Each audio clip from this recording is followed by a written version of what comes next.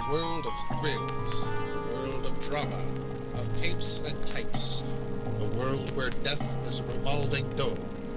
Welcome to the Geek Matrix.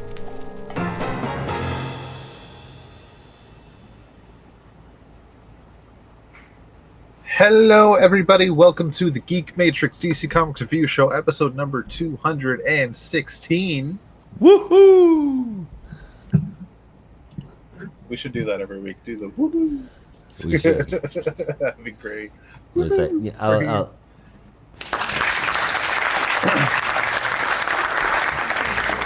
Is it? Is that not what you wanted to do?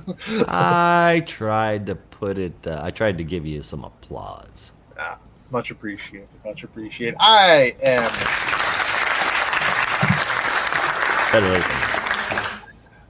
taking a bow. You already gave me applause. Oh, did you hear it the first time? Yeah. Oh, well, there we go. Now I heard it. We're good. Fair enough. Okay. All right. Yes, I am Rob, and Hi, joining Rob. me as always is Josh. Hi, Josh. Hello. Howdy ho, little neighbor. Hey, don't start that Ned Flanders bullshit. Don't even. That's okay. You don't have the hair for Ned Flanders. Your hair is much nicer. It's a lot thinner too. All right. And you don't wear green sweaters. Oh, I don't wear sweaters at all. I mean, you live in Georgia. I mean, I've lived in Michigan, but I mean, but I've had like since 2004, 5, something like that. So it's been like 20 years, but yeah. Excuse me. But yeah, I've never been a sweater wearer. Like it's like if I'm cold, I'll throw another T-shirt on underneath my button-up or T-shirt that I'm wearing. Yeah. Like if it's cold, I'll put on a jacket. Never been a sweater guy. Any sweaters that I did own, I got rid of when Bill Cosby got in trouble. What? Like you never owned like a hoodie? A hoodie? A hoodie. Hoodies are No. like fantastic. Nope. Zip up hoods, but never a hoodie. Well, that's still a hoodie. Yeah, I would never wear a pullover because it would mess my hair up when I was a kid. Oh yeah. And I just that kind of just carried with me throughout my whole life. Yeah. I love a good zip up hoodie. No, if I have to put a hoodie on, I'm not happy because that means it's cold outside. I do not like the cold. Do not like the humidity either, though. Yeah. You Gotta pick one. Move up north, but not all the way up north. Uh-oh. Find some kind of middle ground. Is that? Yep. Wait, who is that? Who is who? The guy in Brandon's photo. Is that Mike McFarlane? It sure as shit looks like him. Damn. From the back. I mean, can't say that I've seen him from the back, but yeah, kind of looks like him in profile. Yeah. So Brandon is not here with us today. He is at was it like an art gallery? The LeBon Museum.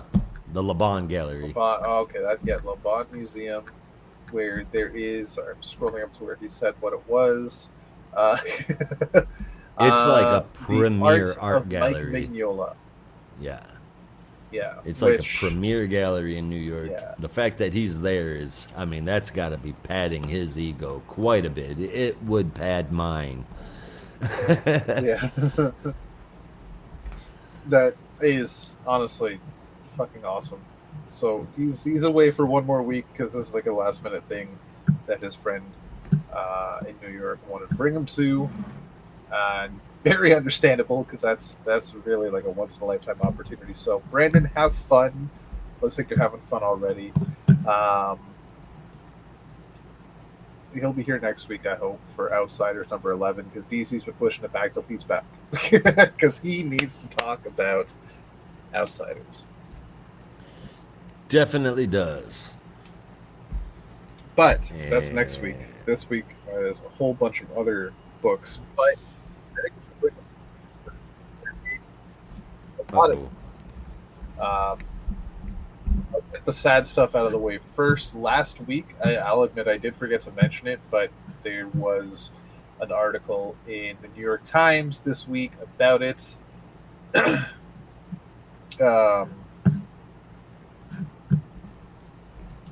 Sorry, hang on.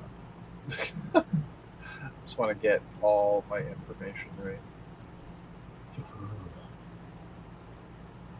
Load, you stupid thing.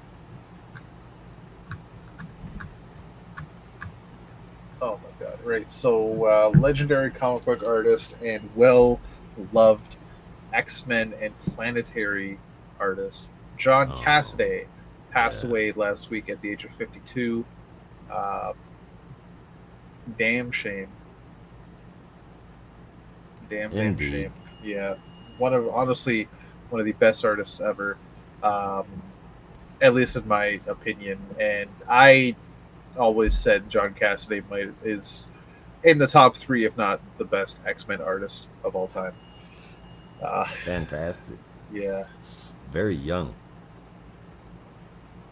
Yeah. I never, 20 years ago, I never would have said passing at 52 is young, but now that I'm 47, feels really young. You know? It's kind of fucked. Also, before I forget to mention it, I've got a bunch of scans and stuff that I need to do next week. I don't know if I'll be able to be here for the next week's show or not. Oh, okay. Just forewarning. Well, fair enough. There's a chance. I'll have to double check. I'll have to double check with Holly because numbers and shit. But yeah, I think I should be good. Fair enough. We'll just make double sure. Yeah. All right. So with that, a new book has been announced by DC. We'll be spinning out what's this new initiative called? DC All In. Yeah. And it's called Challengers of the Unknown. I'm stoked. If you don't know Challengers of the Unknown, not your fault. DC doesn't do much with them. They've popped up sporadically over the past 20, 30 years. But the, not OG team, but the secondary OG team, Ace Morgan, June Robbins, Professor Haley, Red Ryan, and Rocky Davis. Dang it. What? No, I just wanted to be the OG team. Yeah, I know.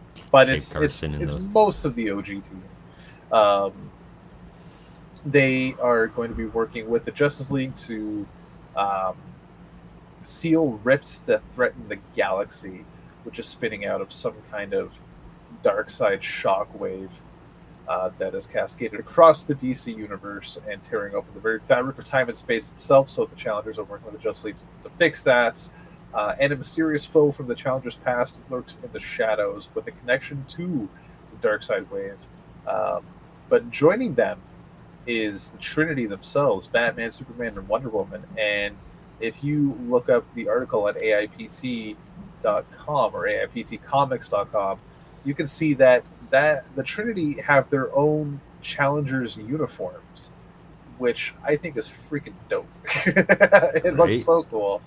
It's the iconic purple jumpsuit, and they have the hourglass logo on the shoulders, but they are still stylized to Wonder Woman, Superman, and Batman's signature outfits.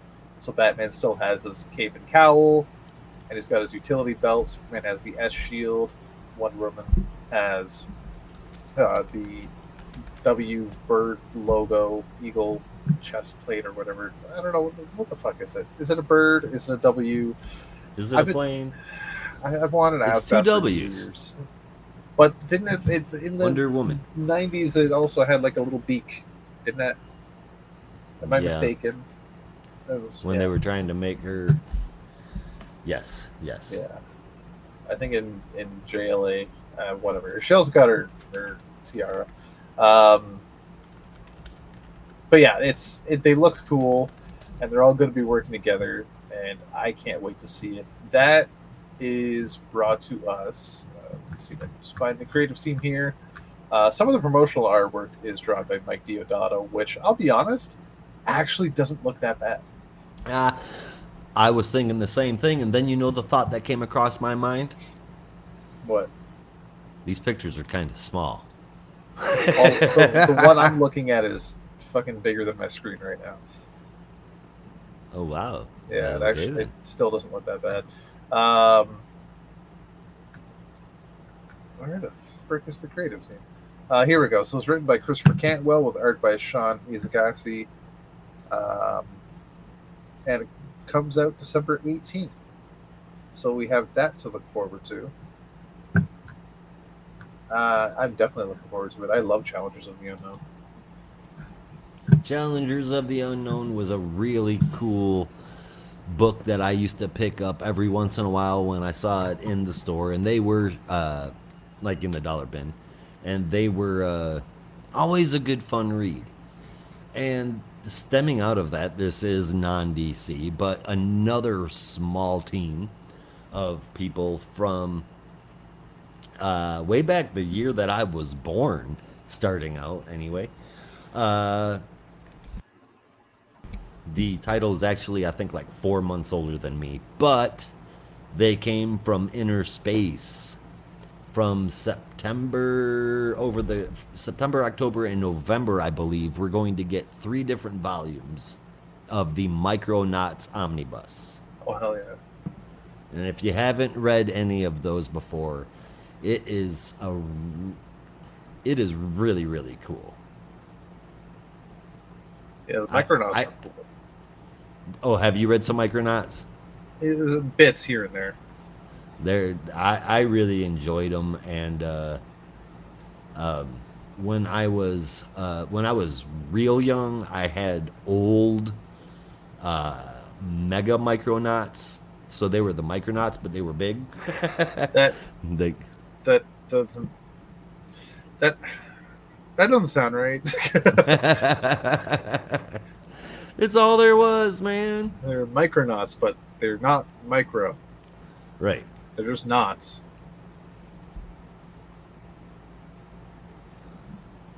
Well, that's what they are now. Yeah.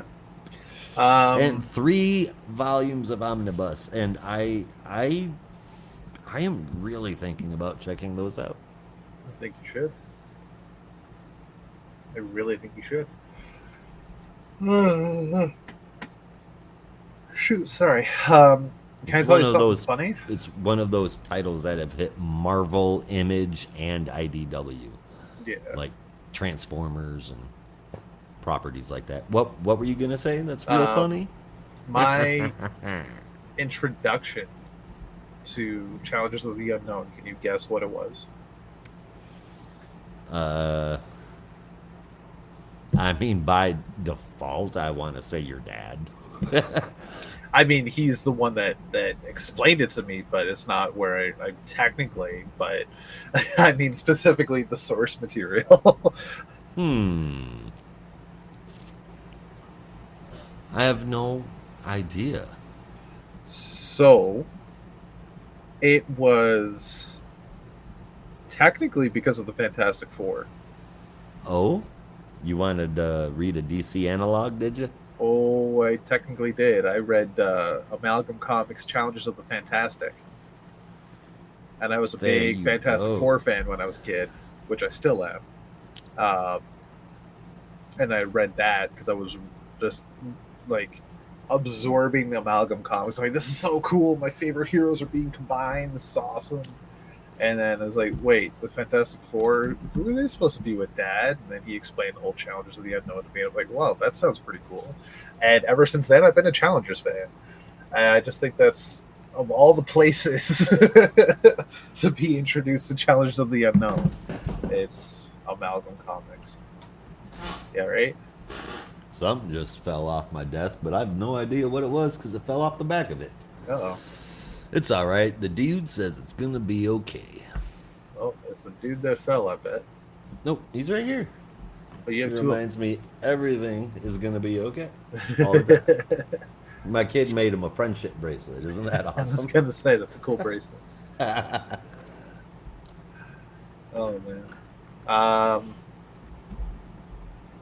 Yeah. So I didn't that. have a rug, so he made him a friendship bracelet. Excellent. And I just want to point out that I have been waiting for this book that showed up today for a very long time because I never got to read it, and I'm so happy. I wasn't even expecting to get the hardcover because I bought it from Thrift Books, and the picture was the soft cover, but here we are. It's the hardcover. Green Arrow Quiver.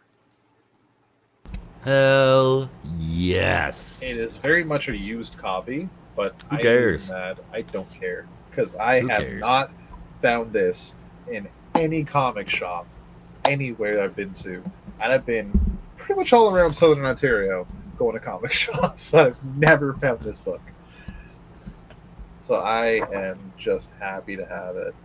Well, congratulations. I'm gonna open up Dick. Okay, save that for the post show. That one's 18 plus. I'm like, why does he want me to wait to open?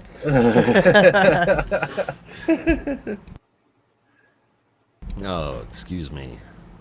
Yeah. Well, other than that, we have already talked about the Challengers of the Unknown, and that was the one piece of news that I was aware of. Do you have any other news that you wanted to get into? I got a new phone. You got a new phone. I got a new phone. Nice. You What'd you know get? what it is? It's not an iPhone though, right? No, hell no. Come Okay. on. Give me some credit. Thank you. Don't offend me, good sir. I wanted to stay being friends with you. Yes, but look. Ready for this? Ready? Yeah. Oh, look at that. Yeah. Got the Galaxy Z Flip. Hell yeah. How's it going? You like it? Oh, I love it. Showed up Tuesday. Got a case yesterday. I love it. I don't know if you can see. I've put my wallpaper up already. This cover's not even out yet. It's the DC All-In for Green Lantern. Hell yeah. Hell No, yeah. it's a hella good phone. Yeah, sorta it's didn't actually remember. it's what Liam wants. Yeah. He wants one of those, and I had to reluctantly get one of these. A green bracelet. It's a Smartwatch. one of the Galaxy watches. Oh, okay, right on.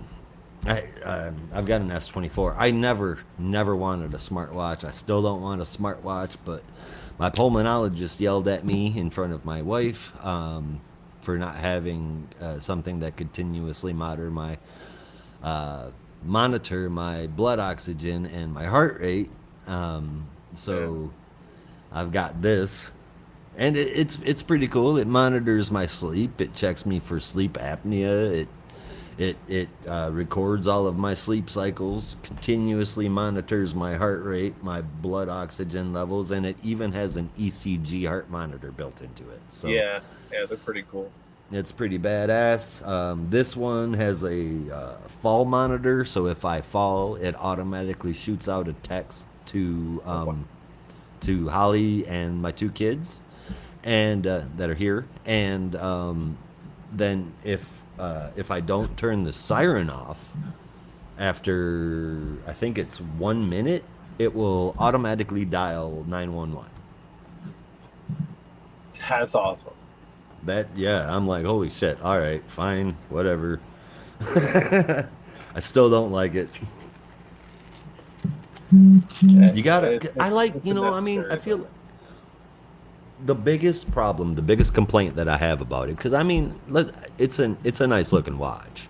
The reason why I don't wear watches is because I spent so long doing maintenance work, building engineer shit, and I cannot tell you how many watch faces I have smashed to pieces. Oh yeah. Just doing work like that. So I've just always hated wearing a watch just because I know I'm going to break it.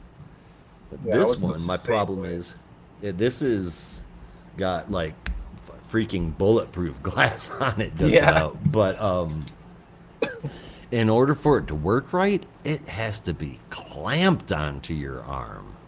yeah. It's so tight, it's uncomfortable. You can But loosen it a little bit, but like, because I've got one from Huawei, and it functions pretty well with it a little loose. oh, okay, I'll But believe if you you. keep it I'm gonna on, loosen it up right now. if you keep it on a lot, what kind of strap does it have? Is it leather or like a rubber? It's rubber. Okay, be careful of rash because I've got a wrist rash. Um, Mine is like cotton rubber blend or some shit like that. Okay. Uh, Plus, if you're wearing it a lot and you sweat a lot, wash your wrist daily. Clean off that watch. Take it from me. Trust Get a me little here. It's a get a little good funky, idea. does it? Oh God, does it ever? First time I noticed the smell, I was like, "Fuck is that?" I was just sitting watching TV and like I smell something. My kid's not here. She definitely didn't poo her pants because she's not even in the house. What the hell am I smelling? It took me all day to realize it was my fucking watch. It's your fucking watch. It was This disgusting. one, I didn't realize how much sweat it like builds up. And I get graphic content, people. It's disgusting. I know, very unhygienic. I didn't understand how much it would build up. I didn't realize. I didn't get that. I didn't even think it didn't even cross my fucking mind. But I learned my lesson, and like I don't even wear it all the time now. I come home from work, I take it off. But I get you need to have it on a lot. yeah, I Like have to not have it on a constantly. lot. It is really helpful monitoring my oxygen and my heart while I'm sleeping. So I have to have it on all then. So usually about a couple hours after I wake up, I have to take it off and charge it. But the thing about washing this thing is, um, I can wear it literally anywhere. I think it'll survive 20 meters underwater. I think it's Yeah, 20 meters. yeah, But all I got to do is hit this freaking button right there, yeah. and it turns on a water lock. That's cool. My So watch just it's has a drain feature. yeah, so it doesn't let the um,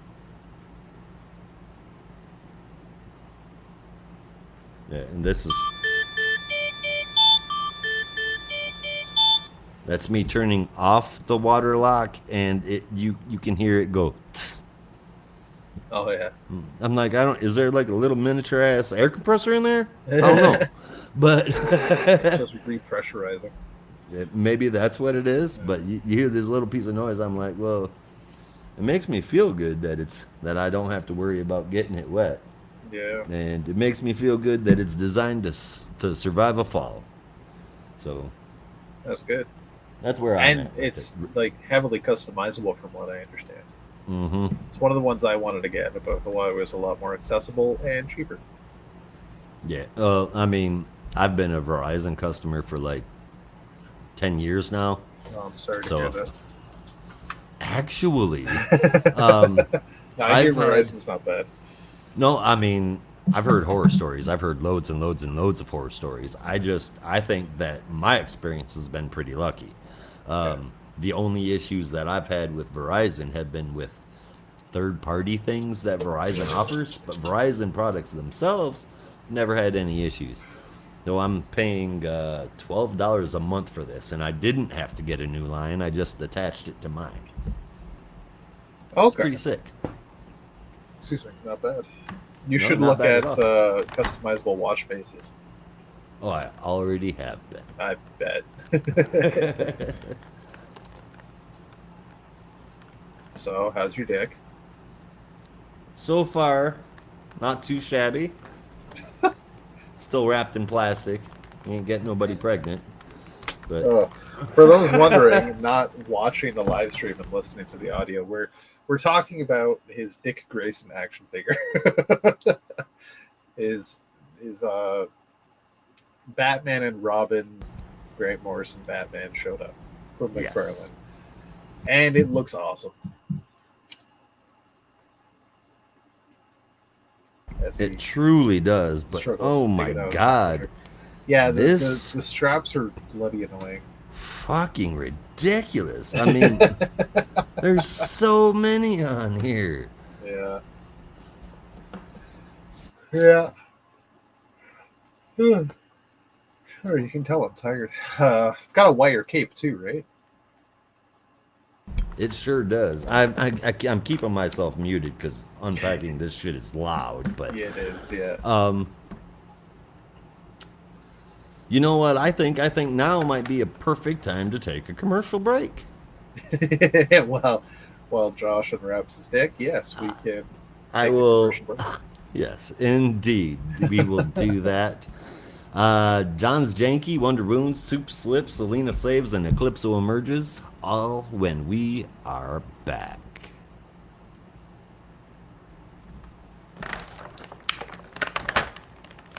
Quite good alliteration you had there.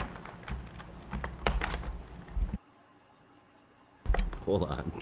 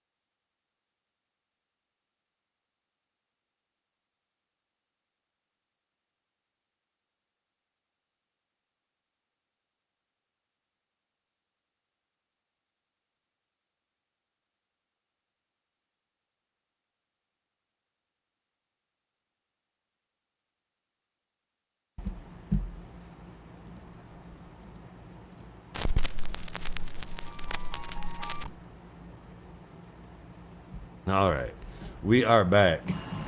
Give me some warning. I was snacking.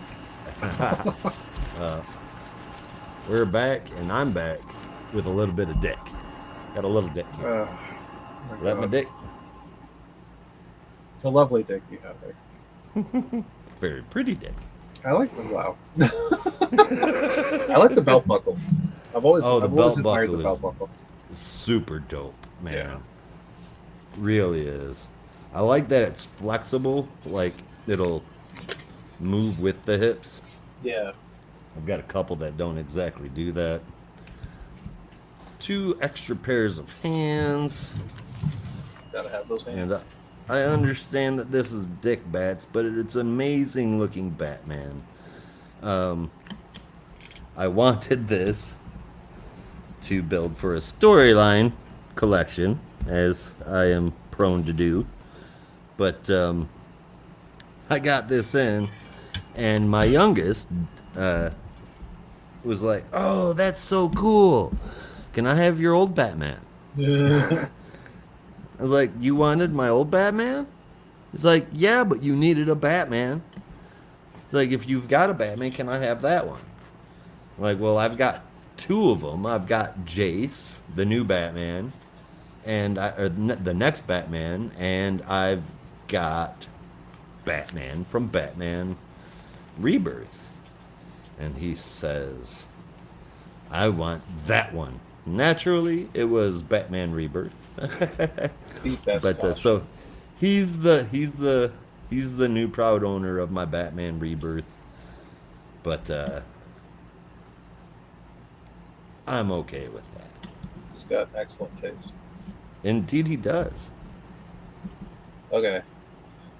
Once you've got the hang of it, we need to have a cape off.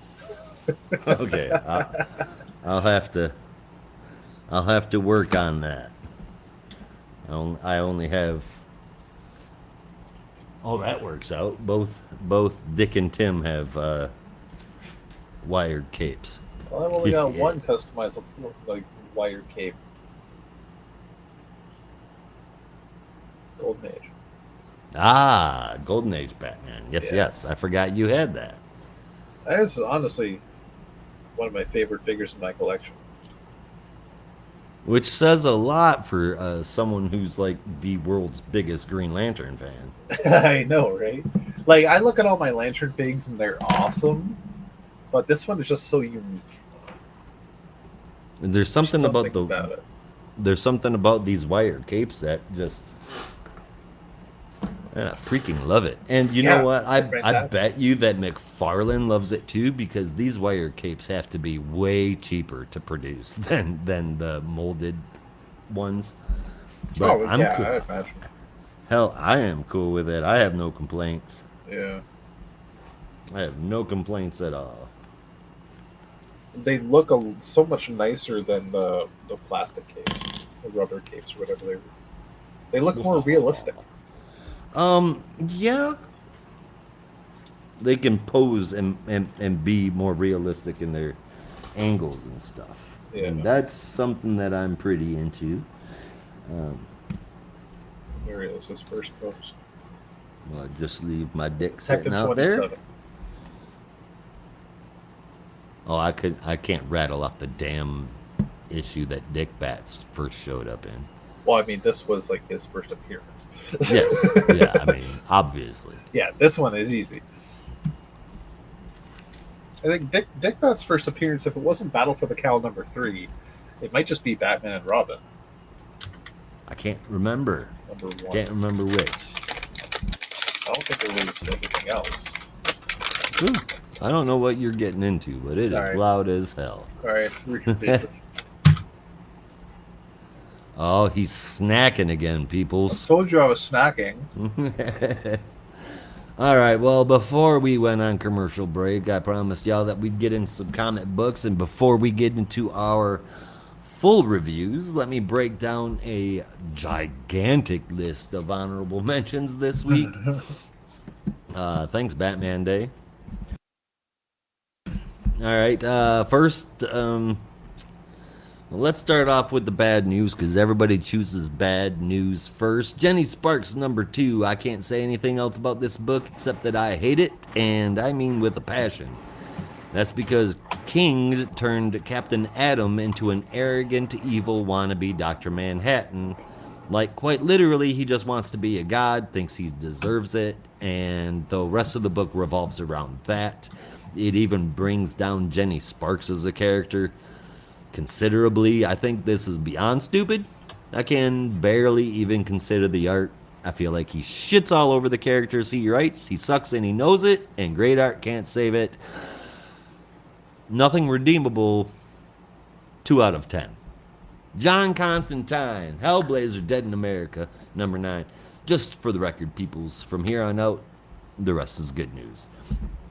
Dead in America #9. This is the grimiest magic-based noir book that I have ever read, and it is absolutely great.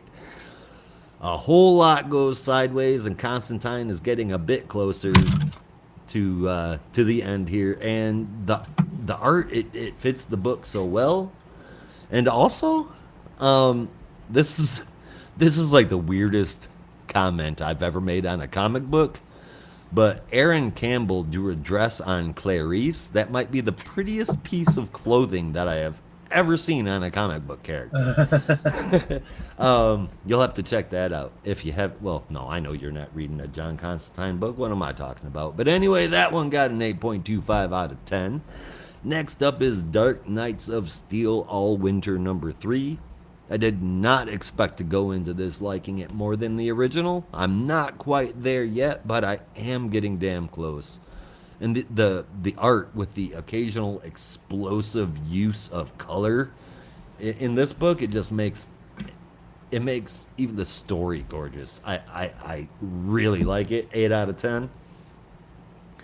Next up, a book that had me with some conflicted feelings. Batman, The Long Halloween, The Last Halloween #1. Feelings conflicted no longer. Catwoman, Gilda, Two-Face, Calendar Man, Jim Gordon, Batman, and Robin. It all picks up where the last installment left off. This was a really fun read for me. I thought it odd at first that The Long Halloween was being expanded upon after Sale was gone. But now, Give me the next 9 issues. Gave it a 7.75 out of 10. Multiverse Collision Detection #1. Multiverses, excuse me. Collision Detection #1. The only thing that I knew to expect from this one is that it's a video game tie-in. What I didn't expect was it to be so fun to read. My 8-year-old read it and he loved it. He gives it a 4 out of 5 because he won't judge on a 1 to 10 no matter how many times I ask. So I'm going to put that just factoring up. It's an 8 out of 10. Joker the World. With an all-star cast of writers, artists, colorists, and letterers going in, you have to know that at least some of this has got to be good, right? Well, it's a whole bunch of non-connected Joker stories. Some art is great, some art is fantastic, and some I'm not a fan of, but even those fit the story that they are in like a chef's kiss. I don't understand it quite, because normally I wouldn't like a book like this at all, but Joker the World was really good. It's very short stories, but they are very short stories that show all different kind of personality traits from the Joker and all different kinds of ways that different readers may see the Joker, and I enjoyed it. And it is a large book, which means it's going to be going for more than the average price. The good news is that if you can get down to your local comic book shop, you should still be able to find the free the free Batman Day Special Edition, which gives you an intro to all of the stories that are inside the actual book. So you get to pick it and find out whether or not you like it. I gave it a 7.5 out of 10, which is absolutely insane for me to grade an anthology book. All right, and Batman, it's a Batman Elmer Fudd special #1. Man, have you had a chance to read this one, Rob? And back in, what was it, 2017 when it first came out. So Well, I haven't read it again. This recently. one, this was way better story than it deserved to be. Way better. I really enjoyed it. We did not need the backup that was in it, like, at all. Oh, there's a backup? What's the Yeah. backup? It's still a blend of Looney Tunes and DC. However, the first part of the book, the main part of the book, is very DC-esque, whereas the backup is very Looney Tune-esque. Okay. And like I said, way better than it should have been. I really, really enjoyed it. Backup was quick, read, and fun. I was very pleasantly surprised. I did not know what to expect going into Batman Elmer Fudd, just with my fingers crossed that I wasn't going to get the Detective Comics version of Space Jam. They didn't let me down. And on top of that, there was an Batman Elmer Fudd special noir edition that was released as well. No difference from the issue that I just mentioned, except it's completely in black and white. And I looked at the colored version and read the colored version before I read the noir version. The noir version is... I like... the noir version looks even better than the colored version. Really? Something about the way the lines and the shadows are done that just make it so good. And it's a really dark story. So It is, yeah. is this a reprint? Yeah. Oh, okay. See, I did not read that from, what was it, 2017? Yeah, they did a whole bunch of I mean, I think they first did like Looney Tunes crossover books. Uh-huh. And then they did like Hanna-Barbera crossover books. So the one that you read was about Elmer Fudd versus Batman over Silver St. Cloud? Yep. Okay. Well, Yeah. I did not read it, and this was awesome. If you haven't Yeah. checked it out, you definitely should. And that's it, except for there was a whole slew of facsimile editions for Crisis on Infinite Earth 6, Detective 27, There's a bunch of variant covers, artist mock-up covers, foils, etc. So go check out those as well if they're your deal. And that's all the honorables worth mentioning. Yeah.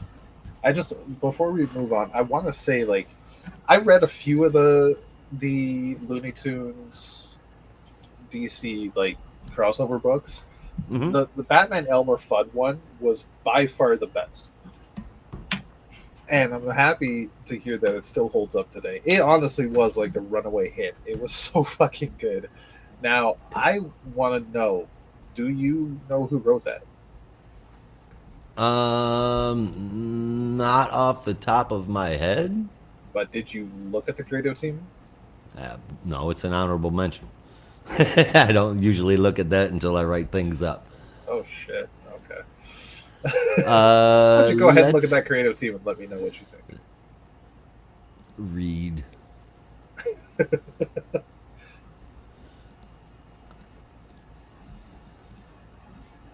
Let's see here. Darren Bennett, letterer. Laverne Kinzerski as a colorist. Lee Weeks for artist, interior and cover. And Felipe Giuseppe for writing. What the fuck? No. I fucked with you. It is Tom King. And it is done really well. Yeah. And not only that, it's a Batman story written by Tom King that is actually really good. I had to go fucking pull up the credits because I wanted to say it backwards just so I could do the writer last, and I didn't remember anybody else. So you did remember the creative team? I didn't know anybody other than Tom King and Lee Weeks. You can look right at this book and go, "Oh, that is Lee Weeks." Yeah. But yeah, like I'm not even just doing this, like saying that because how much of a decrier of Tom King you are, but also just like his Batman run is very polarizing. He ruined. That's where I fell off of him and realized what he was doing. But this makes me want to know, and this is no shit, you know what I mean? This isn't just for me saying get him off of DC at any cost. I want to see Tom King write a 12-issue Dick Tracy series. Well, that'd be cool. That would be more than cool. If he could pull it off and into something like what he's got here in Batman Elmer Fudd, it'd be the best goddamn Dick Tracy book ever written. Yeah. And now it really would. You see this and you say that, and then you look at his other books and you start to wonder, he's just really good at writing noir mysteries. That's his forte. And but every see, there's book the thing, he Rorschach does and Human Target, noir mystery. But the thing is, those characters don't fit a noir mystery. That's the problem. Rorschach doesn't fit a noir mystery. Human Rorschach Target doesn't fit a noir. Okay, so you're right. No, Human Target does not fit noir. He fucked up at all. You're right. Rorschach because the ending was kind of dumb. Yeah. Yep. He fell apart at the end. I'll admit the build-up for Rorschach was fantastic. I really loved the build-up, but by the end, it just fell apart. Yeah, Russ, call you Russ. I got 3 issues in. Yeah. To Rorschach, and that's when I was like, oh god damn it, because I really thought I was looking at his redemption for me.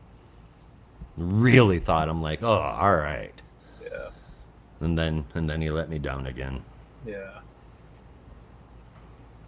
I still have to like go back and read some of the stuff now that it's been collected, because remember I had that theory and I still haven't like completely gone into it, of reading Tom King in his 12-issue minis reads better in a collected edition as it does month by month.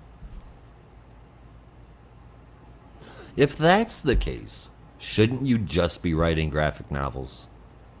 Well, I think that's what he's ultimately doing, but DC is like, no, 12-issue mini. I don't think it's his choice. I think that's just what DC's publishing it as, right?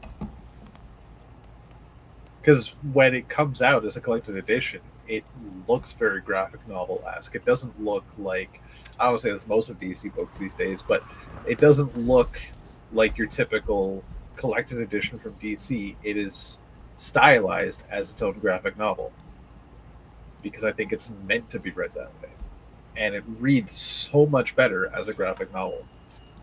That's what I got out of Rorschach. That's where I got this theory because I binged the first 6-7 issues and I was hooked. But then the last like 5 or 6 issues, I read month to month, and I fell off. And that could just be the story was wasting away at the end, or my theory holds some weight. We'll have to see. I didn't hate Tom King. I didn't hate Tom King's writing style until like 15 issues into Batman. Oh, it took me a lot longer than that. What's that? It took me a lot longer than that to dislike his Batman. It took everybody a lot longer than that to dislike his run. It really did, and I'm like, wow, this fucker fell apart fast. And then I watched him on Supergirl, which I understand is completely like critically acclaimed and super popular with everybody, but it's honestly it's a really shitty story. Did you finish it? Or yeah, of course. Oh, okay. I finished everything. Ugh. That's what I want. You said you haven't even read the first issue? No, I've only read the first issue. Well, read it, damn it. Don't make me sit here literally being the only person on earth that didn't like that book. I have a feeling when I finish it, you will still be the only person on earth that did not like that book. But there's a chance still. There is a chance. So would you rather I don't read it? You still have that golden opportunity? No. You want the decision. Yes, exactly. Okay, I don't like things being hung out in the air. Fair enough. I need to know. But I will still always. Oh shit! That's a team I should have said when Brandon was asking, or it was you that asked me the about the Omega Man. Well, no, just no. When did you say no? But you're asking about a team to bring back. Yeah, I should have said Omega Man. That's what I just said. Yeah. Yeah. That didn't cross my mind until just now either. Yeah. And I mean, Omega Man, that was not bad. Yeah. That was not bad at all. His Mr. Miracle was flat out depressing. Yes. I mean, but it was early in his DC, and it was wild to read. Yeah. Because it was just okay, how do I explain this? It was a good read, but it was hard to get through. Yeah. But not in a bad way. It's just like you gotta read it a couple times to try and understand what the fuck happened. Yeah. Because it's a mind fuck. And it's a lot. Yeah. It's a lot. And it's very heavy. Depressing. And you get to the end. So fucking depressing. He's been promising for years that there's going to be a sequel. Because they kind of left it kind of on a cliffhanger. Yeah. As far as I know, it's not happening. As far as I know, he hasn't said anything that is not, but he's been saying for years that he's working on it. But he keeps getting more and more projects. So like he was supposed to be making another Vision book, a sequel to Mr. Miracle. But yeah, I think his biggest thing, unfortunately, is they're turning Supergirl into a movie, if I understand that correctly, and he's also been tapped as the pen for a New Gods movie, and also he's helping write the Green Lantern TV show. Yeah. In addition to comic books. But, I mean, like I said, I just think he fell off. Rorschach sucked to me. Strange Adventures was absolute garbage. I couldn't enjoy. I just couldn't get around Supergirl. But Batman Elmer Fudd, that was good. What they say, a diamond in the rough. I mean, diamond from the past. Let's just put it that way. You know, whatever happened to him between issues number 15 and 16 of his Batman run, I don't know what it was. If somebody kicked his puppy, painted his barn a different color, I don't know. Somebody devil egged his car. I'm not sure what happened, but it was all downhill from there. What was the deciding factor? Like, what was the story arc going on that you're just like, this is garbage? Because I know why everybody else was still into it, and I can tell you exactly when it was everybody else fell off. Okay. Well, that would require me being able to remember issue by issue. Even just the story arc. I remember the first 2 story arcs, and that's about it. I can't tell you the year that it came out right now. There. But I could look it up and for sure share it with you after the show. Yeah. Sorry, Russell's calling out my LA Knight shirt. Now, I can tell you that for most people, and myself included here, we were taken by the whole plot of Batman and Catwoman being together and Tom King pushing that envelope and pushing it hard and then teasing the whole wedding and getting to the wedding issue, and then no, it doesn't fucking happen. It was the biggest cock tease in DC history, and everybody hated it from that point on. That's what let everybody down, because we were all just like, are they actually doing this? Are we getting like a major development in comics that's going to actually change things for the foreseeable future? And no shit, they're just going back to status quo. You motherfuckers. And if I remember right, I think that was an editorial choice. I think Tom King actually did want to follow through with it. Let me talk to you. I think editorial said no. So that's what happened with most people. That's when they fell off of Tom King. And then I Am Bane happened, and it all went downhill from there. I Am Bane was absolute trash. You know what's funny? Just now, you were showing off your Dick Grayson card, and it was blurred out. Well, I'm just thinking, like, your dick was censored. Oh my god, my dick was censored. Yeah. Ain't that some shit? Yeah. Oh my god, I don't think I've been a part of so many dick jokes in the course of an hour and since I was a fucking teenager. Today, forget to mention I'm Canadian. Dick jokes are abound up here. Perfect. Yep. Wait, is Russell responding to us every time we say yeah? Yeah. I like Russell. Yeah, we went to SmackDown. Yeah. When Edge had his last show, and we both got LA Knight shirts. And back then he wasn't fully watching WWE, but he was wearing his LA Knight shirt.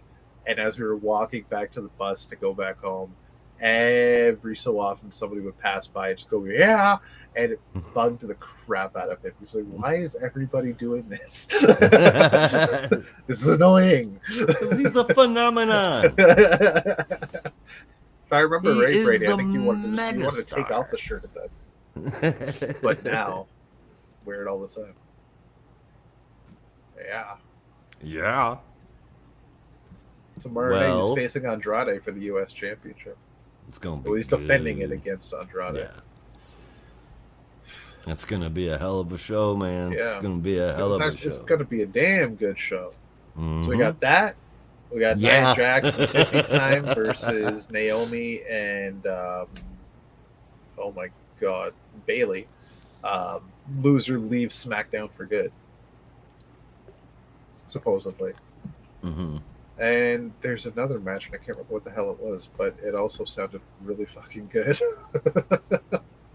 I think, honestly, I think what's going to happen is Bailey's going to move to Raw.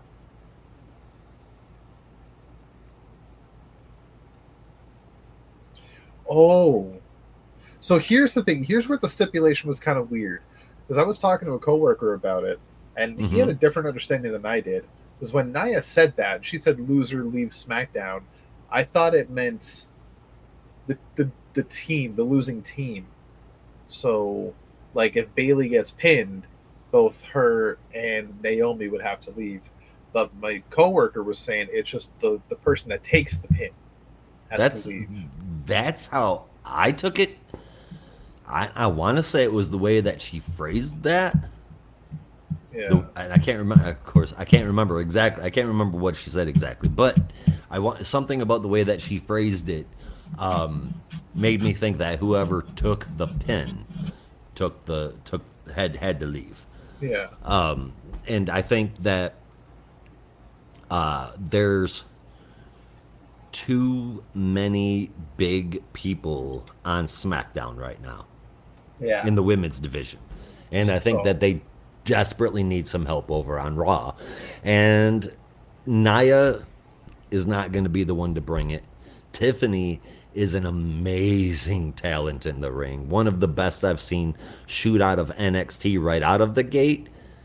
But she ain't going to go anywhere because she's not at the point where she can amp up and bump up the women's division. Really, the only one that has that ability that could have fans follow her is Bailey. well, here's the well. First off, I'll rebuttal you saying I think the women's division on Raw is actually pretty stacked itself. If you just look at Monday night alone, this past Monday night, the women's division was just killer, in my opinion. Um, like Io Sky and Bianca Belair put on it damn near a clinic of just fucking awesome moves. Um, Wait, do I have the rosters backwards? you might. Ain't isn't Jade Cargill on SmackDown? Well, Bianca and Jade, because they're the tag team champions, so they're all over the place. Yeah, I think they are. they're SmackDown Oh, talent. maybe they are like officially drafted SmackDown. Yeah. Maybe Yeah, you're they right. are Yeah. SmackDown talent. Yeah, but like, so maybe Raw does need a bit of help. Mm-hmm. So I'm thinking, who else is there? You got the new something collective, but stupid ass name. I don't remember. PF Changs. New, yeah, That's what everybody on Reddit's calling them, PF Chang. You're talking about the Pure Fusion Collective. collective.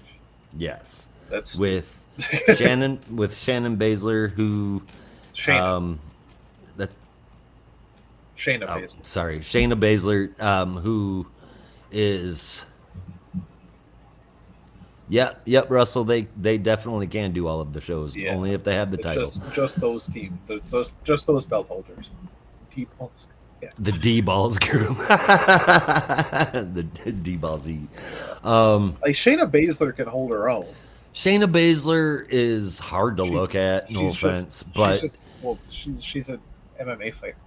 she's well. I mean, She's- that's nothing to do scared. with it. It's Shayna Baszler waited too long. She got in. She does talk like Naruto. She is a big African fan. So.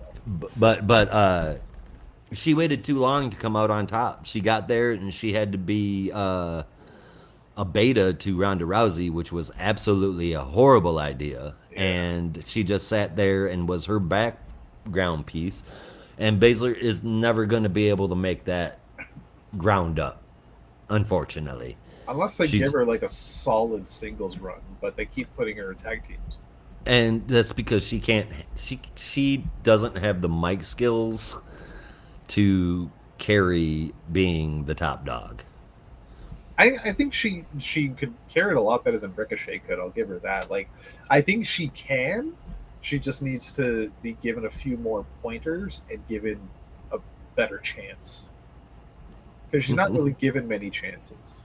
When she does, all it is the same thing. I'm like, Jesus Christ, you sound like a high school bully. Oh, I mean that's her character. Maybe we need a different character. Yeah, she needs a singles run, a solo run, but like change it up a little bit, make her a little more interesting. Um, Zoe Stark is Shayna Baszler 2.0 and not A heel Naruto. super interesting. Zoe Stark was more interesting In NXT. with Trish Stratus. She was the most interesting part of that duo. No, I see Zoe and I Stark. love Trish Stratus, but like that Trish Redux was not great. I see Zoe Stark making the exact same mistake that Baszler made, and they are both now, unfortunately, being put under the fucking creative hood of Sonya Deville, who is, in my personal opinion, way too egotistical to be allowed into that ring. You don't go from creative to putting yourself in matches and shit. I mean, I'm sorry, but are you Mrs. Vince Russo? Was she's not creative. She used to be. She used to work behind the scenes before she got in front of the cameras. When? Uncredited writer. Which, I just read an article just a couple days ago. WWE is now going to be officially acknowledging the individual writers for all promos going forward. Oh, good. Isn't that fucking amazing? Yeah. That blows my mind, dude. That kind of shit just doesn't happen. That's really super cool. But before we take up any more time talking about wrestling, because I swear we need to do a podcast just about that. Trish should have pushed her to the moon, but I think after credits on last SmackDown, yeah, and I think I forgot what the fuck I was saying. I just want to like just say one thing. I think you might have her confused with somebody else because I don't think she was ever a writer for WWE. Because I know she's been a wrestler even long before she was in WWE. She was an MMA fighter too. Like,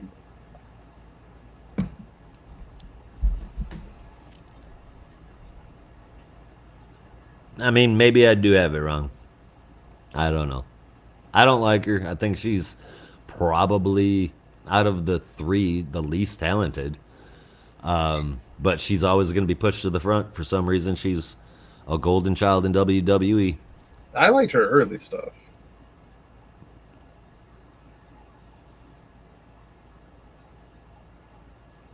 Yeah, like she was the general manager of Raw for a while. I think it was.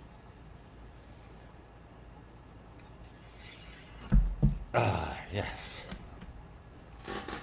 Russell with the win. She's much better as a wrestler though than she was the GM. I would imagine so. Her mic skills aren't the greatest. Well, I mean, again, the PF Chang's. I kind of watched some of Rock's daughter's promos. The Rock's daughter is just not good on the mic, man. At least she wasn't last time I saw.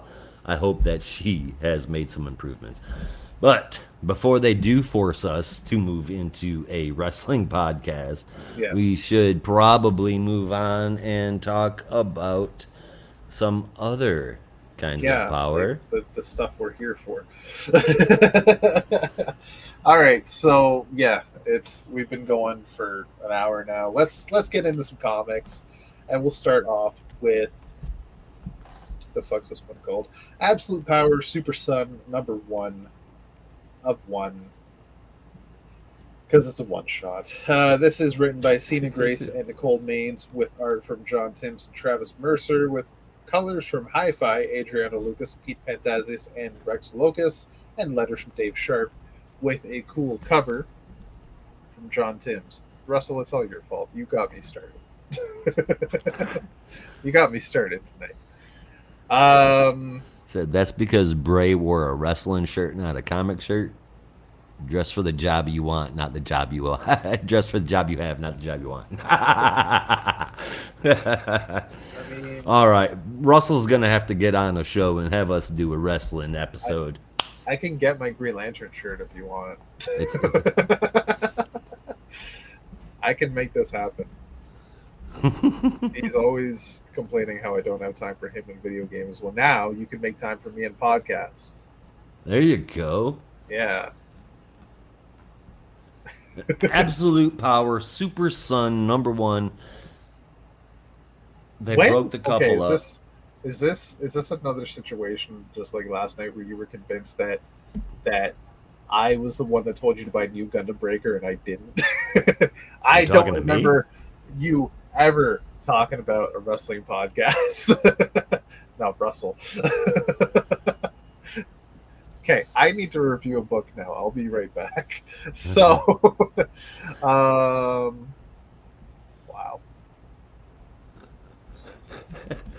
Next time we play Gundam Breaker 4, I want you to say that.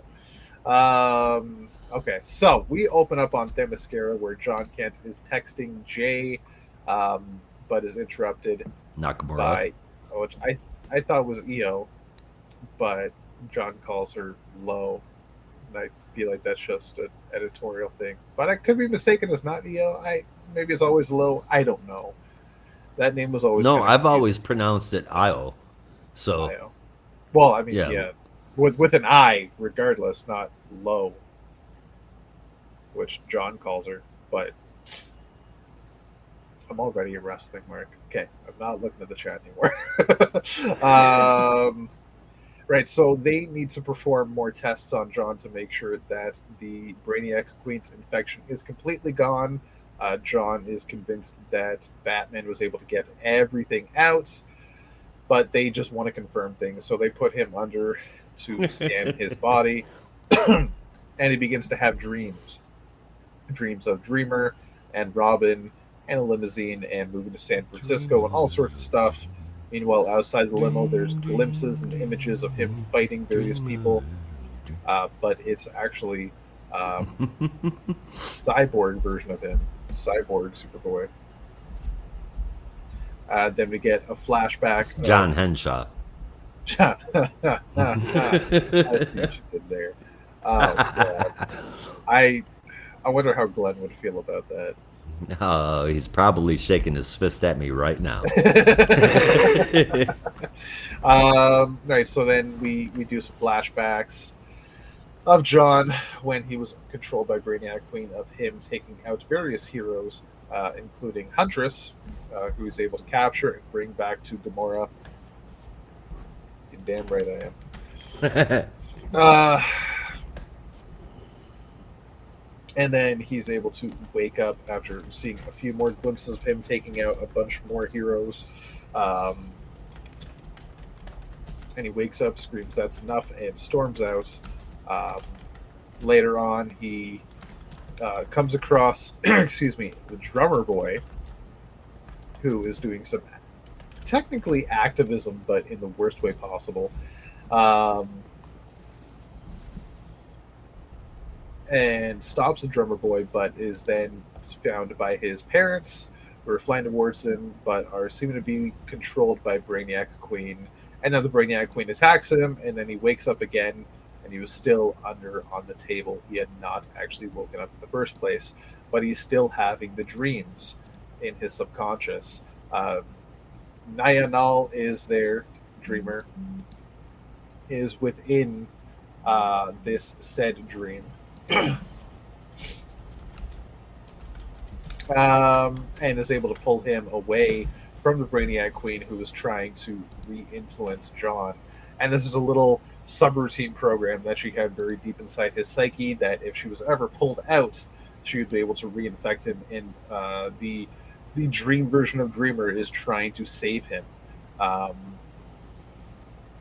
But John is realizing that all the people that are there are just not quite real, because Alfred is there, Alfred is dead, nobody's talking like themselves, and everything feels weird.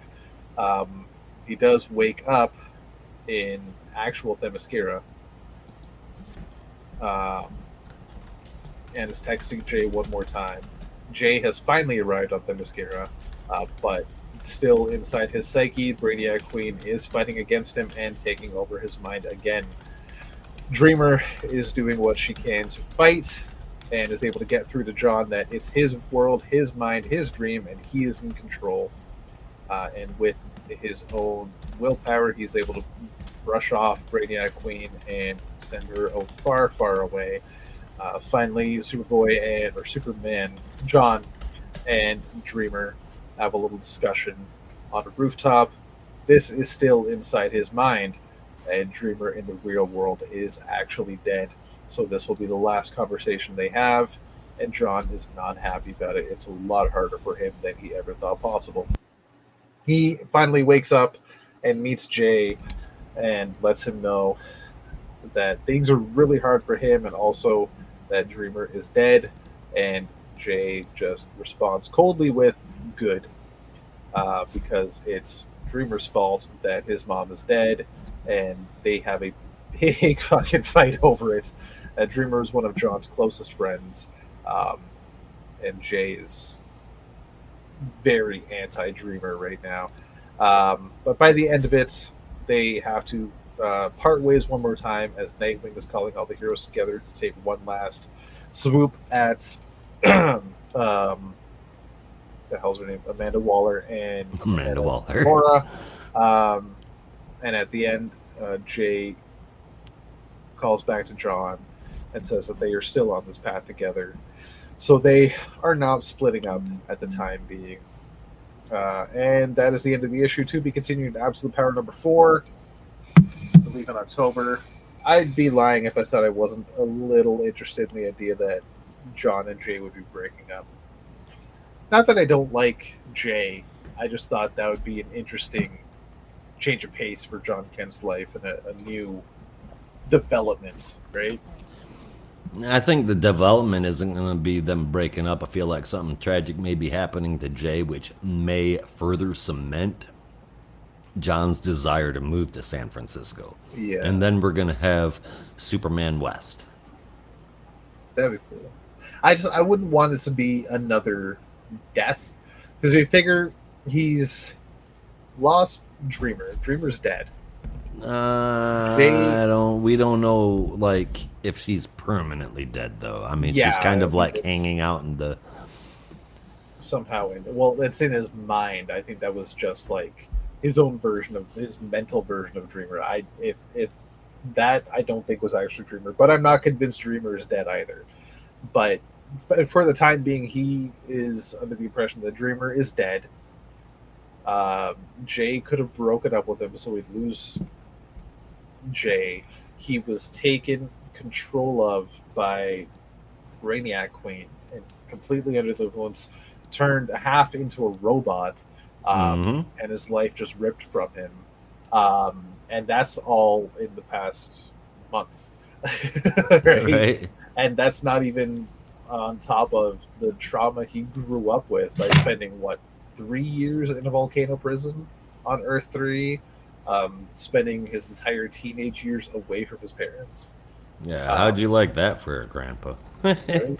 You know, so like, I get that trauma was mostly resolved, and he's come to terms with it, but it's still gonna weigh, right? And I feel like adding that extra bit of Jay and John, Jay was basically the person that brought John out of his skin, and when he'd first come back from Earth 3 and try to find his place in the world again and reinsert himself, reintroduce himself to everybody, Jay was that one person he could turn to.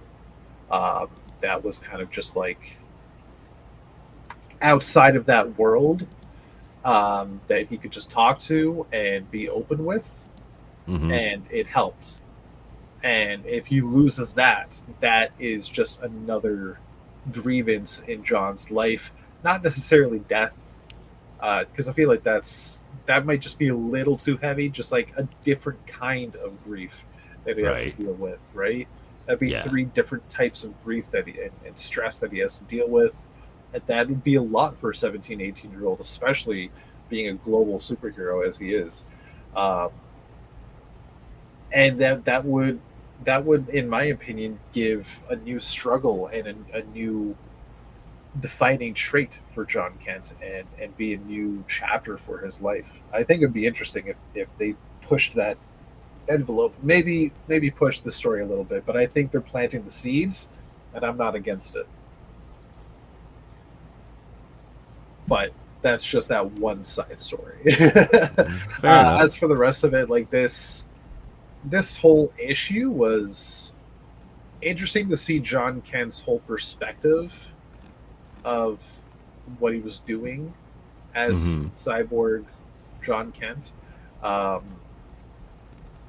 like John Henshaw. That's a really good way to put it. As John Henshaw. Oh, where you go? Say his name and he appears. I believe in John Henshaw.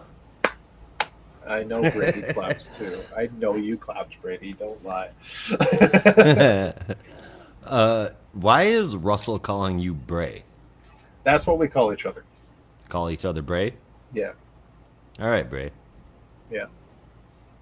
His name is Brady, and I think we just called each other Bray because we didn't want to say bro. Okay, Bray. I can't remember. Bruh. What's Toronto man say? Bruh. Bruh. Bruh. Yeah, it shouldn't be a word if you can't spell it. Oh, that's right. BRUH. That's bruh. Suck it. Bruh. Bruv makes more sense to me. Well, as far as AbsolutePowerSuperSon goes, I think it was something, man. It looks freaking amazing for starters. It does set up a little bit. Obviously, we aren't done with Dreamer, at least in my personal opinion. I do feel like John will be moving to San Francisco when this is all over.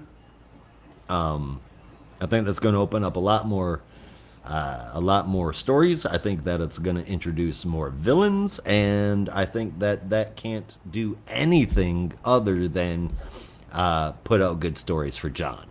Yeah. There's likely a hell of a time to do it as the Titans move out of San Francisco and go somewhere else. Right. I do feel like there's likely still some pieces of Brainiac Queen left inside of him, because he didn't just lay there. He got up like 3 different times. Look, dudes, I'm okay, brah.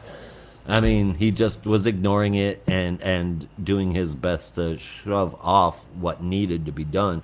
I don't think that was the smartest decision, and I don't think that all of the Brainiac Queen is out of him yet. Yeah. I feel like John does have a lot more to do in this event, and a lot more of this event has to do with John. For what the topic was going on in here, I think it was really good. I just can't tell what it is that we're going to be seeing going forward, which is okay with me. Again, the art is gorgeous. I enjoyed this one because it's a tie-in that actually means something, rather than just having a banner on the cover that says, "Hey, this is a part of that," and then really having nothing to do with it. So I'm pretty happy about that. I'll say, like, there was definitely a story here that could be told, and I'm not upset that it was told because it was interesting. But I think it's yet to be determined if it actually does mean something. Because we had, for example, last year with Night Terrors, there was a whole bunch of tie-ins that said, yeah, this character to be continued, the story to be continued in Night Terrors #4, and then that character never fucking showed up in that book. For example, well, it wasn't. Yeah, it wasn't that the story was supposed to continue in that issue. I didn't think the characters were like Poison Ivy's tie-ins are the only blemishes in that entire run. That was bad. And it was included for no reason other than to say, okay, well, we've got this overarching story that's going on, and it's going to encompass the entire DC universe. But there should have been a lot more thought put into that, and a lot more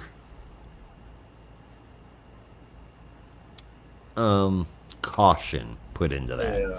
Because what we got out of several of those books, and I will say Green Lantern is one of them that wove it in and out flawlessly. Yeah. But very, very few did. And this was heavily centric into the main story. Now, whether or not I'm right and this is going to lead to big developments with John Kent remains to be seen. But up until then, I am going to give Absolute Power Super Son #1 an 8 out of 10. I will do the same. 8 out of 10. Well, there's no wonder why you did that, but there is a wonder why this was written. WonderWoman #13. Right there, you can see. It was written by Tom King with art from Tony S. Daniel with colors by Leonardo Pacchiarotti, Clayton Cole's lettering, and a cover from Daniel and Marcelo Mialo. We are on the island of Gomorrah, and Diana and Steve are making out. Much to Damien's chagrin. Even as they are making their way out and back in, Diana and Steve can't quit stopping to make out. And that's annoying Damien big time. They make their way in, and Damien has a plan. Everybody else in the process. What was that? I think it's annoying all the readers as well. Yeah, I bet.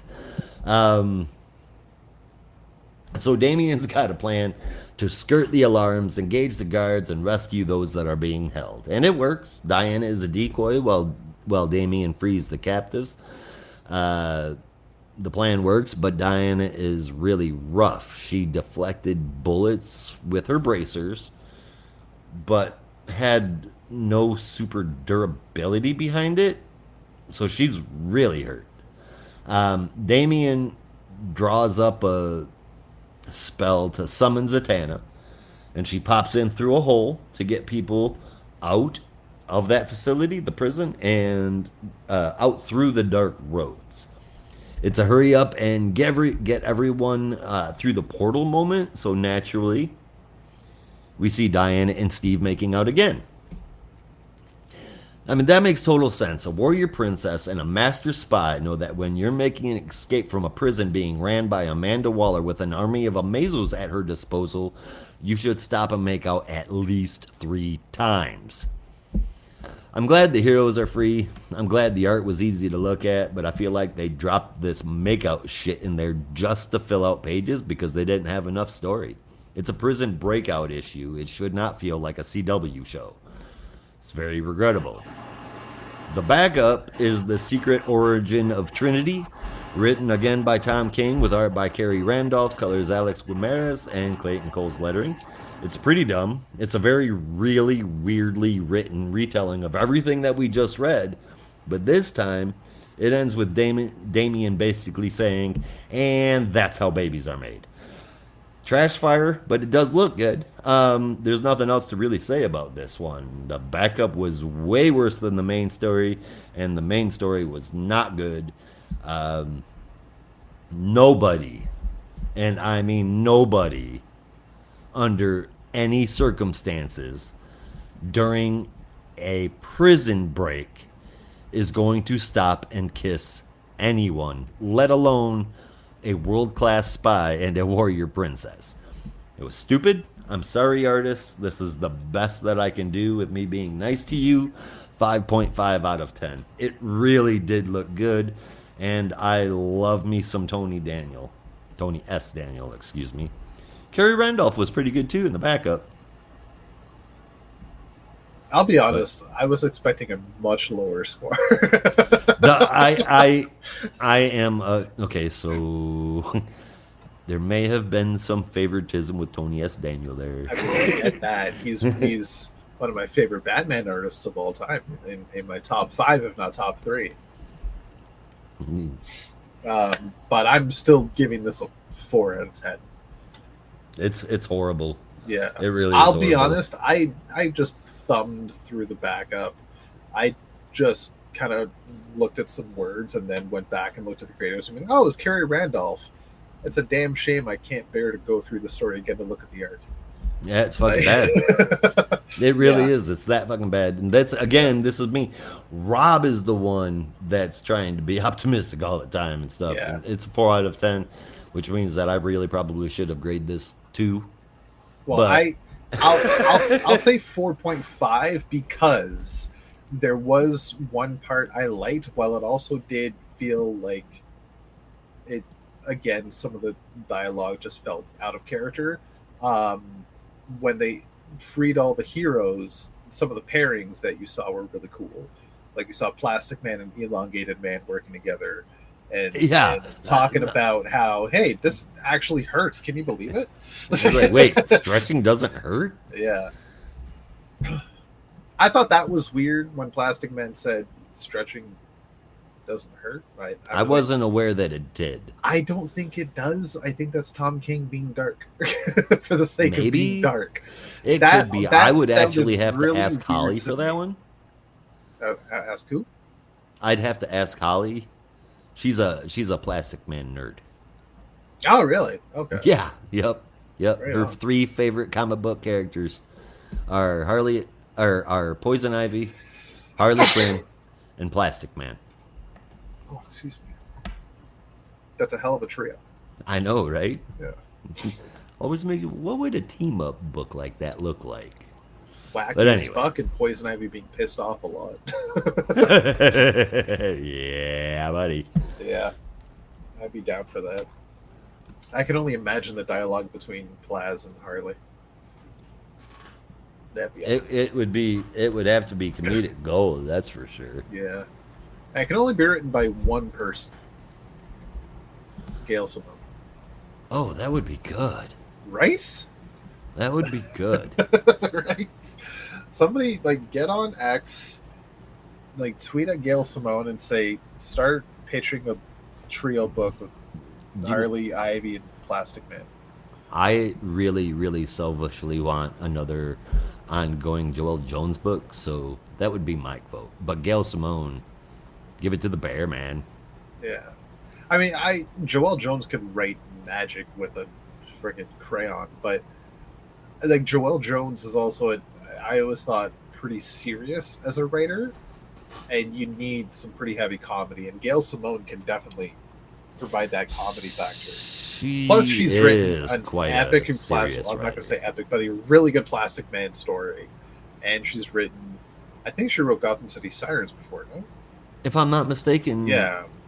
So she's got history with Poison was it Ivy Birds of and, Prey? I know she did Birds of Prey, but I want to say she also did Gotham City Sirens.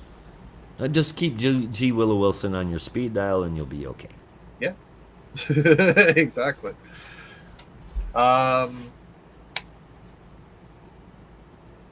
Yeah. Yeah.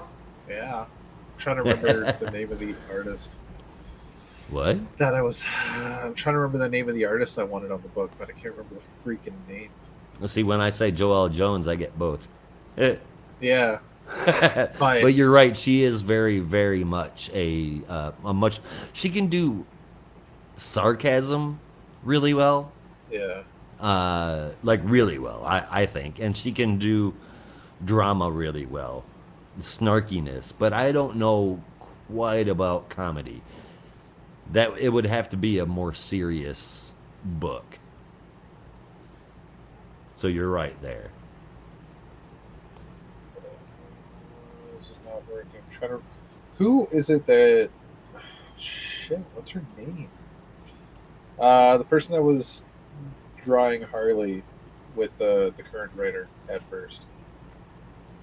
Sweeney Boo? Sweeney Boo. Yeah. That'd be the artist. That would be crazy. Gail Simone and Sweeney Boo. My God, I can't even imagine what Sweeney Boo would do with Plastic Man. Magic. She would be magic. Very well possible. Very well possible. I Yeah. am a big Sweeney Boo fan. To the point where I would love to see, because of their presentation, not that necessarily their art style, but their presentation of their works. Sweeney Boo versus Jamal Campbell, and artist draw off. Ooh. I'll be honest, like I like Sweeney Boo, but I think Jamal Campbell takes that. Depends on who they're drawing. Well, let's take a look at what he drew in here. Perfect segue into our next book, Superman number 18, also an Absolute Power tie-in. They're almost done, I promise. This follows up from where we picked up or where we left off last issue.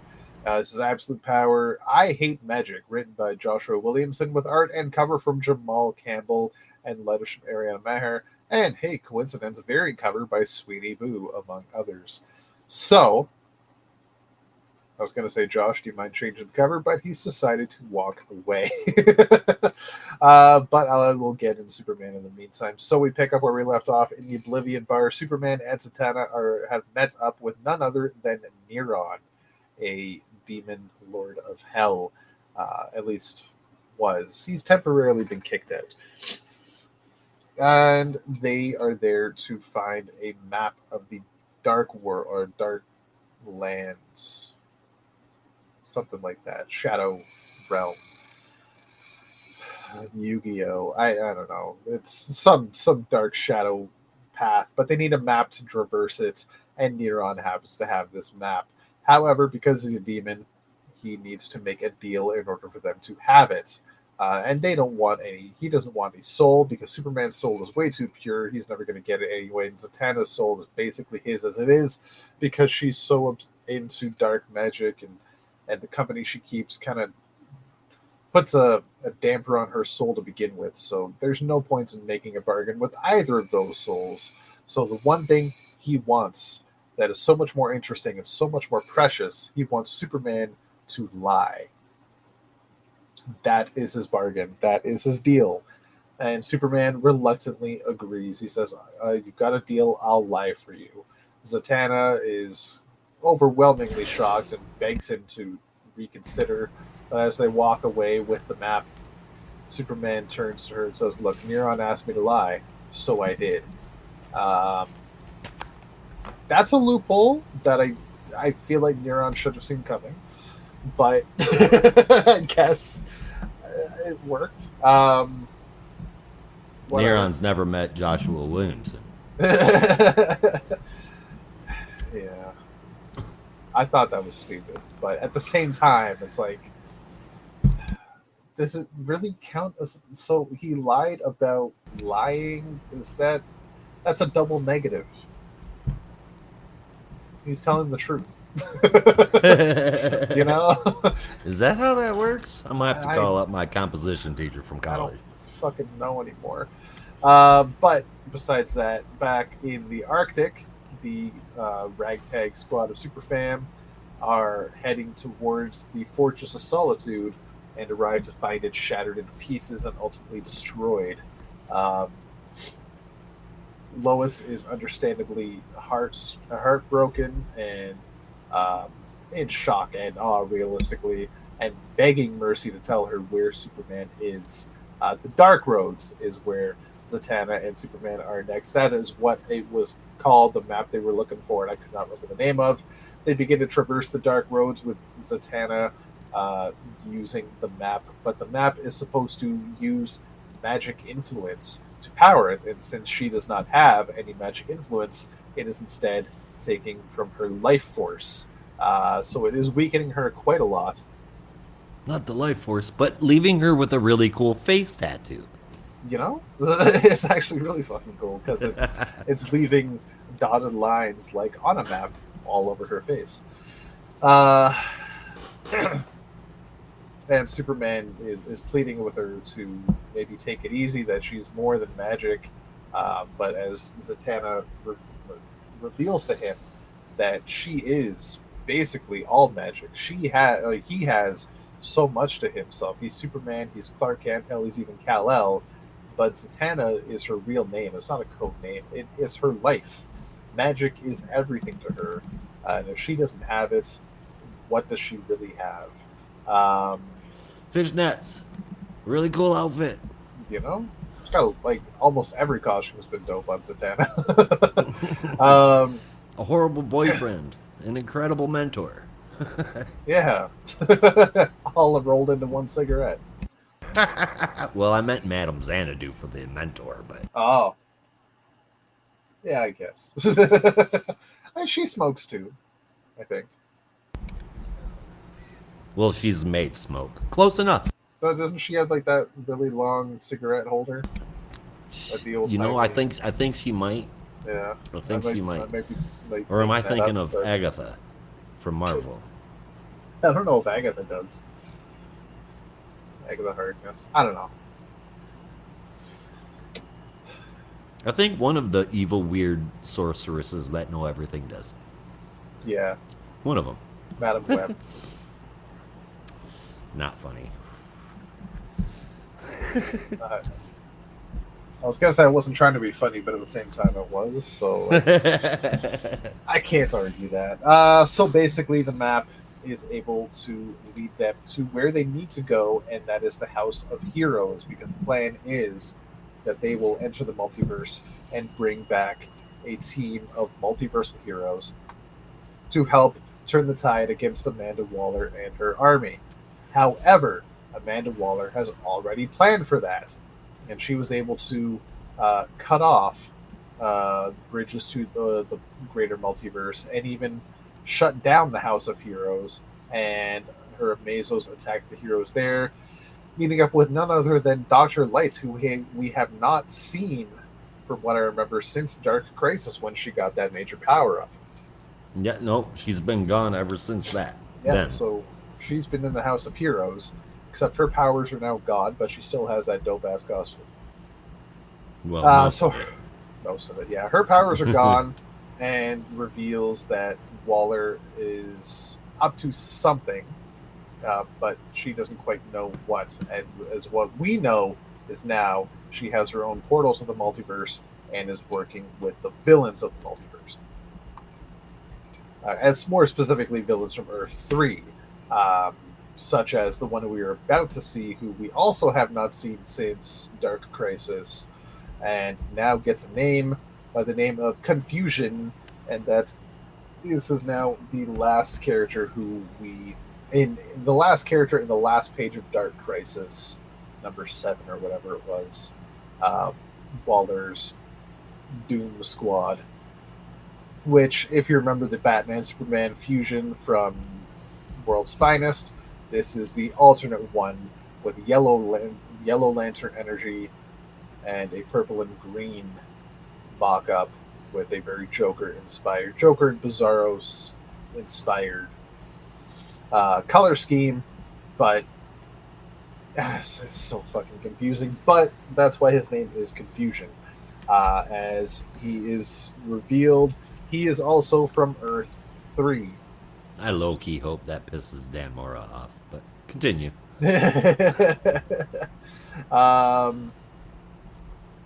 Excuse me. Superman then says, but you're not Ultraman or Owlman. And as Confusion begins to say, no, I'm really, and then gets interrupted by an explosion. But the House of Heroes has actually crashed into the lead space wall, which throws everybody asunder. The heroes are able to escape through this hole in the bleed, and Confusion chases after them but does not catch them in time. The heroes, meanwhile, back at the Fortress of Solitude, are splitting up, where Lex,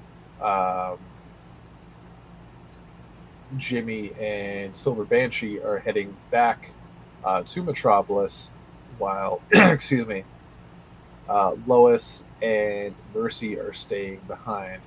Wait, was Selina here the whole time? Yeah. Okay, I just didn't see. I mean, assumingly so. Assumingly, yeah. They stay behind to try and figure out what to do next and regroup. I meant presumably, not assumingly. But yeah, okay. I mean, either one. But they also interrupt, or they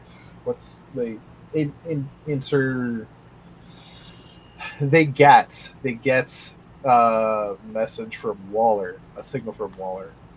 What's the word I'm trying to think of? Intercept. Holy shit. Intercepts a message from Waller, who's directing all the Amazos and her army back to Gamora because she suspects the heroes are coming to get her, which we know they are. But just then, The shadows around them begin to form up onto a nearby wall.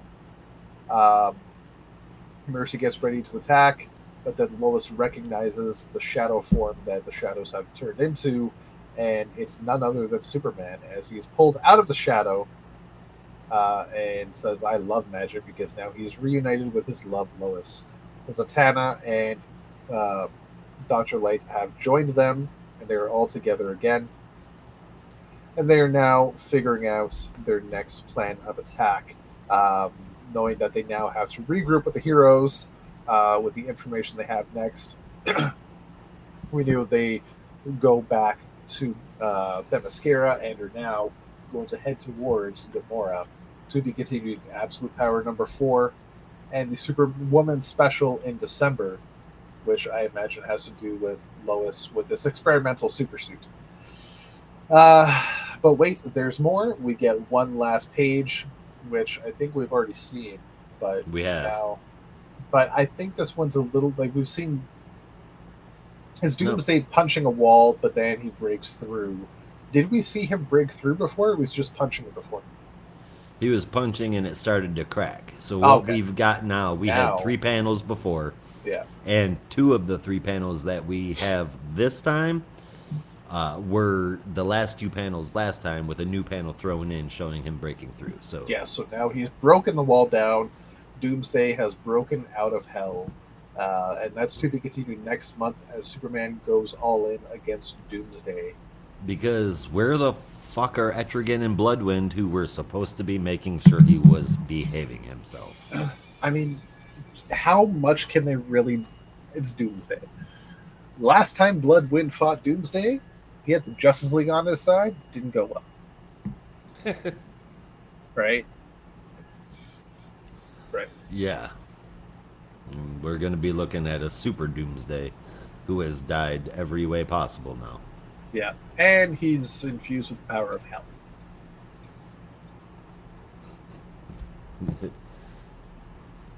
Fatality. Pretty much. Right, so that is Superman number 18. There are a couple of bits that I didn't quite get or rubbed me the wrong way, but ultimately I liked the story. The art was fantastic throughout. I've been waiting 2 years to figure out what's up with this negative Superman-Batman fusion. I wish they'd come up with a proper name for that fusion character. Composite Superman just feels like a cop out because we've had like 5 different composite Supermans at this point. Composite And Batman Superman. it's never officially been named that either. So I don't know. I guess we'll just call it that. What's McFarlane calling it? I don't know. That's what I was just gonna look I up. think they're calling it Composite Superman. Because again, that's the only thing that makes sense. It's never been officially named. It's only been done the one time. And we know that to be true because that's what Superman said in this issue. I've been waiting 2 years to see this reverse version of the fusion show up. And I'll be honest, I'm kind of disappointed. But I'm also curious still and excited about the curiosity as to who the hell it is, because it's recognized that it is a fusion of characters. But we don't know who the fusion is, and I am excited to see what that fusion could be. I'm kind of annoyed that he's from Earth 3, because I don't think that's how Earth 3 works. Where it's supposed to be the exact opposite of whoever it is. Well, I mean, And yeah, there's evil versions, but I don't think it's because it happens in the main universe. It has to happen in Earth 3. I don't think that's how that works. Right? not to my knowledge. I think it's it just doesn't. there's negative counterparts in Earth 3. I think is all it is. I don't know. I don't fucking know. But that's McFarlane besides the point. calls it Batman Superman Fusion. Yeah, I think we need a better name. Yeah. Super Bats. But but the whole thing here with this particular redesign isn't just Batman and Superman. It's also Green Lantern. Well, I mean, it always was. They only fused because of Green Lantern's ring. This time. What do you mean this time? It only I happened mean, once. not all composite Batman Superman characters were because of the Green Lantern ring. Oh no, but they were most This of them were particular one is robots, weren't they? Or alien, like yes, alternate but universe. yet this is a fusion Yeah. that is a new way, and honestly, it is easily the best looking one that's ever been made. Yeah.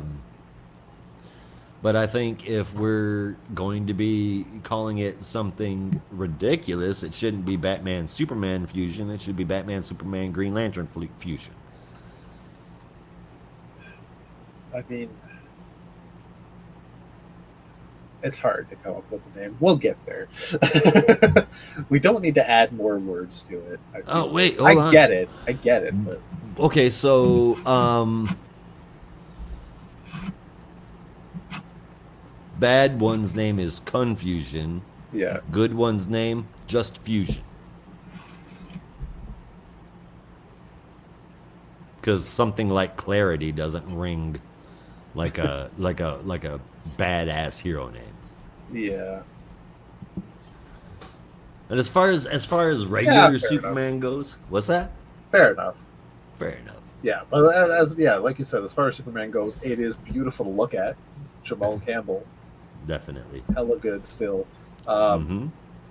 I did enjoy the story with Superman and Satana and their journeys through the Dark Lands. I keep forgetting what The Dark Road. Dark Roads. Thank you. And that whole side story with magic, that was interesting. So with all that in mind, I will give it a 7.5 out of 10. Well, I am not right there with you. I read this book just like I've been reading every other Superman book. This is pretty much boiling down what happens. They got a map to navigate the dark roads. Oh, look, an evil version of composite Superman Batman? Cool. So what else happens? Or what even happened? At least that mattered. I read 20-something pages and couldn't figure out why the hell, or what the hell, I should be getting out of it. Clark made a deal with Neron to lie, immediately lied, so that's not an issue. Deal fulfilled. The Dark Road map is eating Zatanna's life force, but now Superman is lending her his, like he is still basically immortal, so that's not an issue. So again, basically more stuff happens, and again, none of it really matters. There was nothing in this that added to the story whatsoever. I didn't think anything pulled anything else into the story to make it any better. I kind of wish Jamal Campbell wasn't drawing this so I could grade the story accurately. But for now, I'll give it a 5.5 out of 10. Williamson, say thank you to Jamal more than once. And do it right, meow.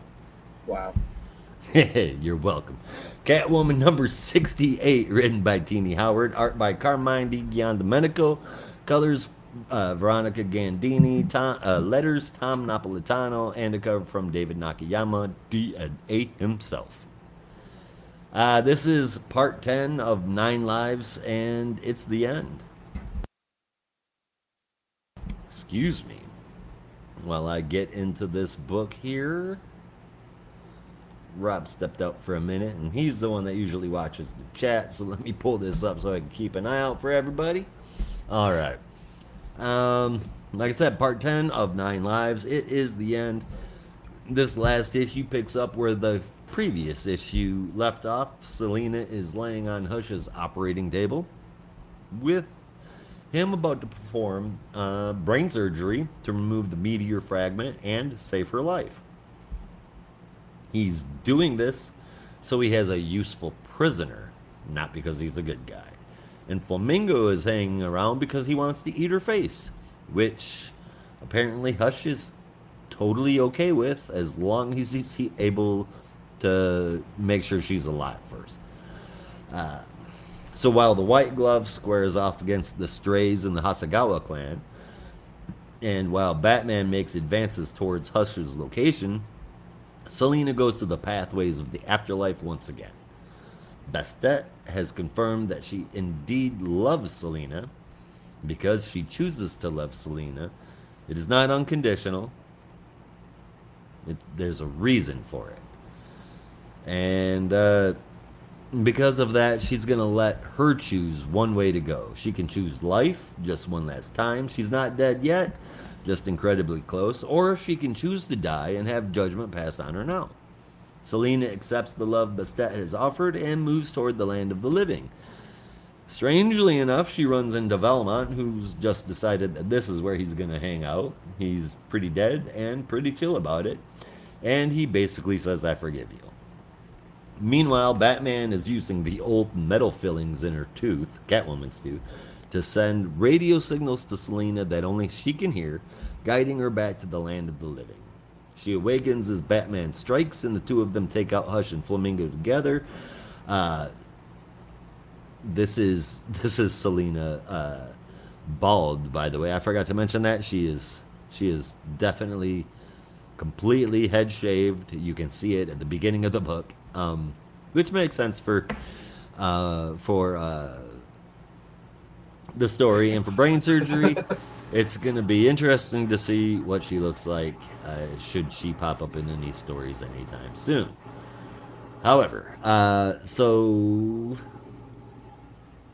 returning to the dock, and the White Glove makes their escape. The book ends with an assertion that Selina will always be there for her strays and any woman that needs her. And that's it.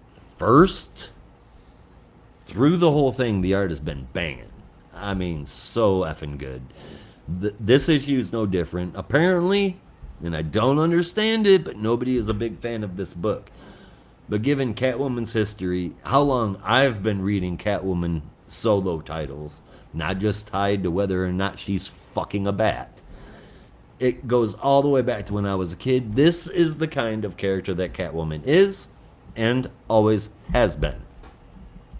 There's been some variations. She's been a criminal, she's been this and she's been that. But at her core, this is who Selina Kyle has always been. To me, Howard's portrayal of Catwoman was flawless. While no one but G.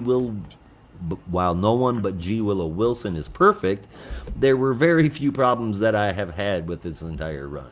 I'm a big fan of this book. More than anything, what's important to me is showing real personality and showing the characters being true to who they are at their core, rather than just filling up pages with rambling dialogue and meaningless words and actions. I'm sad to see this end. This issue was really good. The whole damn run was really good. And if you don't like this run, hot take maybe, but if you don't like this run, you're not a Catwoman fan. You're a fan of Batman boning a fetish suit. There's a whole section on Pornhub for you guys with questions as to ask as to when I get to read more Catwoman, who will be writing it, and where Teeny is going after this. I have no idea, but I can tell you that this issue rightly deserves an 8.5 out of 10. I can 100% agree, except I gave it a 7.5. Fair enough. Yeah, I still really liked it. There's just something about it just didn't quite make it stellar for me. You know, they're not quite enough to bring it into that 8 and up echelon. Mm-hmm. I can't figure out what it was. It was just maybe I don't know. Maybe I'm just sad that Teeny Howard's leaving the book. I don't know. But it was interesting. I feel like there was a lot of stuff left open. Like, they closed a lot of stuff, like that stuff with Valmont, but there was still a lot of stuff left open as to just what the fuck Duchess really is. I'm hoping Alien. I'm hoping she's a, for lack of a better word, a guardian angel from Bastet. That'd be cool. Because we do see Duchess in the real world, and she still has that sparkly Donna Troy pants kind of thing going on with her. Yeah. It's really freaking weird. It looks cool though. Yeah, like that. I guess that's one of the biggest things I'm confused about, just what the hell Duchess really is. Um, but no, it was a good send off. I'll say, closed off the story arc, closed off a lot of open plot threads. Um, I'd say left Catwoman in an interesting position, but didn't really set up anything else for another. Right? It just feels like there's a lot more story to tell. Like, kind of just left things in an awkward position. I can see where that's coming from, because right now we have a whole group of strays. Yeah. We have the group The Strays, who all basically, again, for lack of a better word, work for Selina Kyle. We've got Iko, who's running the Hasagawa clan and is also Catwoman, not quite so secretly anymore. Refuses to let it go. Yes, refuses to let it go. So there's two Catwomen that are running around, two different kinds of Catwomen. Yeah. And we've got the mystery with Duchess that's still there. We've got no clue what's going to happen with Hoops. But the fact that she was the one that Selina was pouring attention to, that makes me think that that's going to be a character development later on. I don't want to say quite so much that there were loose threads as there are seeds planted. Yeah, but it's really weird to plant seeds and then finish your run, and then leave it for another writer that might not want to pick up those seeds. You know? Is Catwoman continuing? It is. Okay. All right. Yeah. Do we know who the creative team is? Yes, but it's not a writer I've heard of. So we pull it up.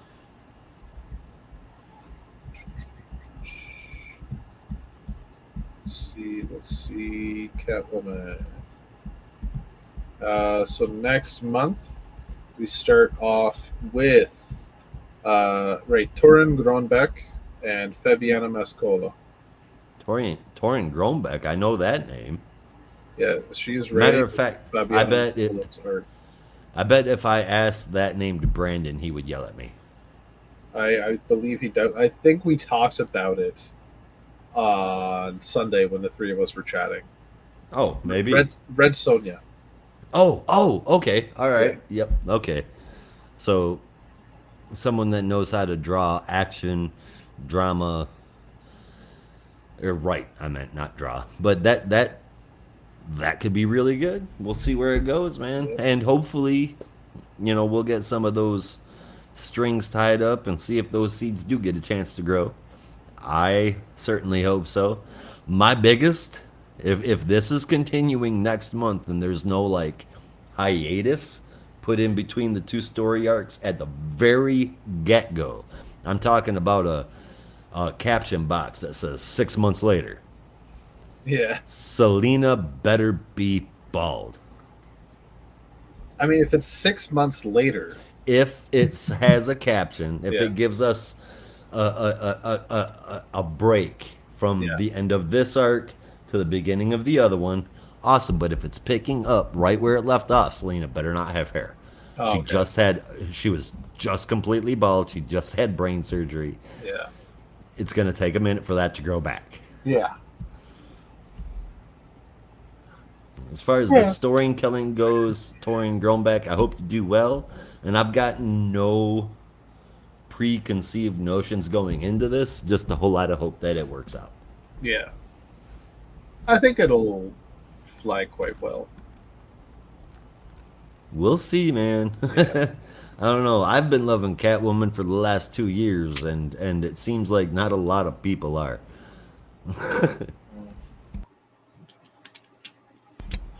Are quite fans of what Revie did leading into Teenie Howard's run and anything Teenie Howard has done. Yeah. On Catwoman, and unfortunately also with Harley Quinn. Apparently everybody hates Teenie Howard, and I think that's a bunch of bullshit. But yeah, Don't get me wrong, the Harley Quinn book was nuts. But it was definitely a Harley Quinn book, and it got shit really crazy. And if you're responsible for coming up with an idea of Harley crossing over with Captain Carrot and beating the shit out of people with a Vorpal fish, how can you not like that? I mean, that's just way Harley. And also, if you're a person who does not like the current Harley run, or did not like the current Harley run, but did like Sam Humphries, you should go talk to a therapist. What is your problem with Sam Humphries? He almost destroyed Harley Quinn and broke up Harley and Poison Ivy, and at the very last issue of his run, had Harley making out with Booster Gold. Yeah, your silence is definitely deserved. No, because that happened in a Tom King book. That was in Heroes in Crisis. That was Sam Humphries did that shit. But that was in Heroes in Crisis, so it happened twice? I mean, Tom King fucking up, wouldn't put it past him.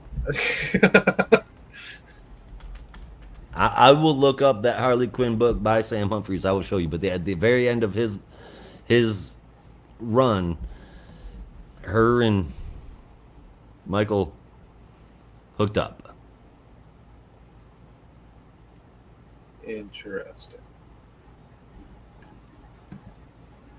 I know that because I used to watch that show, and I'm completely blanking on what the hell the name of it was.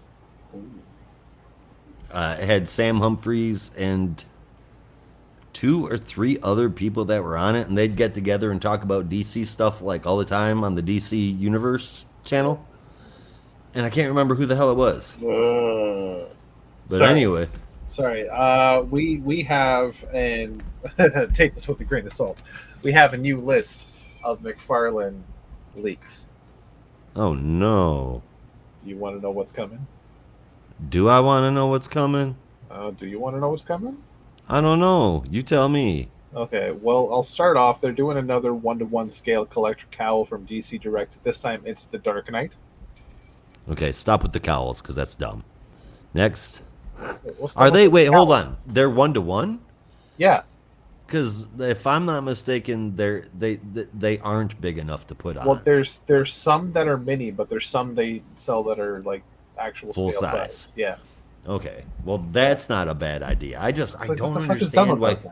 I don't understand why I didn't know that they made them full size. Yeah. And full-size wanting a half size cowl, I'm like, why? For people that want to have a little bust statuette but can't afford the $300 for the normal size one, because the small one's like $12. No. Yeah, it's pretty fucking cheap. The ones that have just been coming out from McFarlane. Yeah. Are $12. I'm pretty sure. I remember seeing somebody pre-ordering one. I think it was the Adam West one, and I'm pretty sure it said like $12 on it. Like, they're insanely cheap. I could be wrong. It was a couple weeks ago I saw it.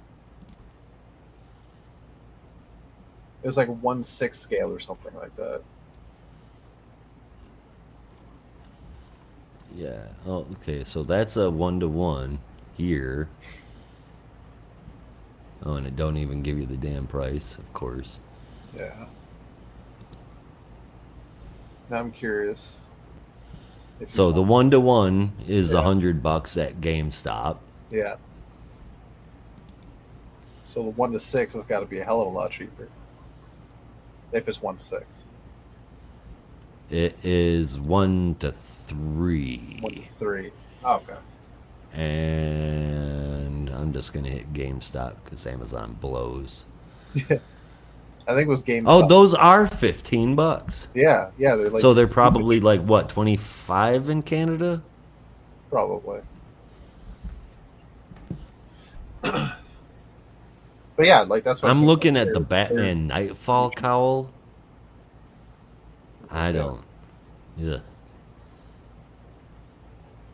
Anyway, all right. Okay, so I know you don't care about the superpowers figures, but there are some interesting superpowers figures coming.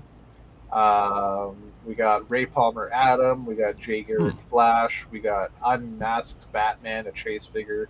We have Lobo, we have Jason Todd Robin, we have Return of Superman, which is a chase figure, and then we have the Black Manta Sea Saucer and the Bat Multicraft for the vehicles.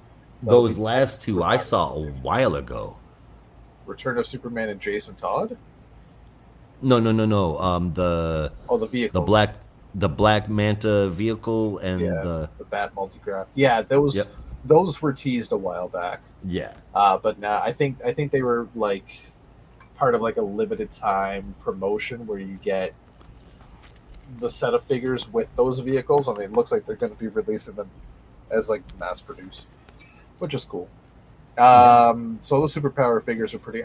I like some of the superpower figures. I only have Green Lantern ones, and I have Blue Beetle and Booster Gold. Right. For obvious reasons. Wait, no, I don't have Booster Gold yet. Shit. But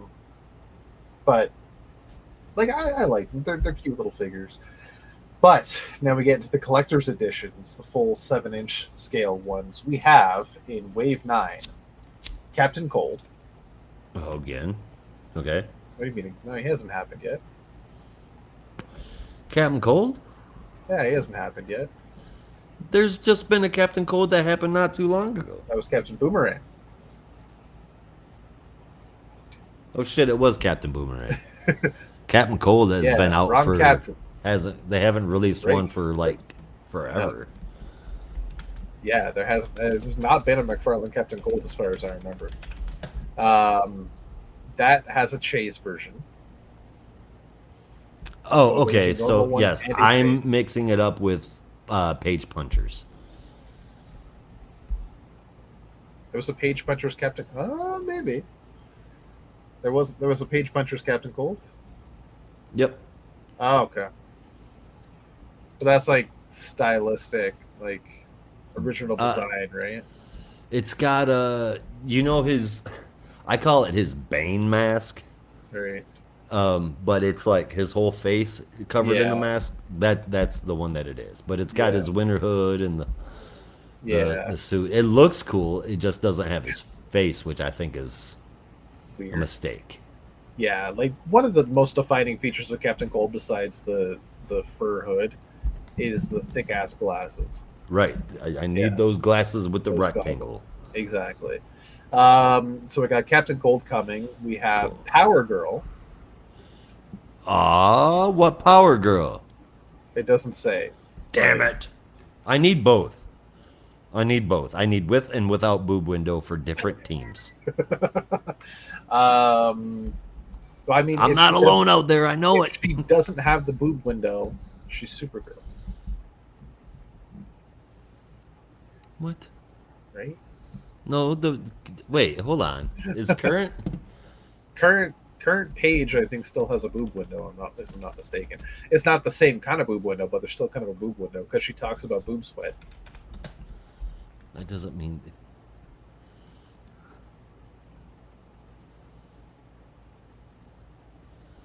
Yeah, Page. Yeah, it's not the same. She's got like a. Yeah, it's a smaller one.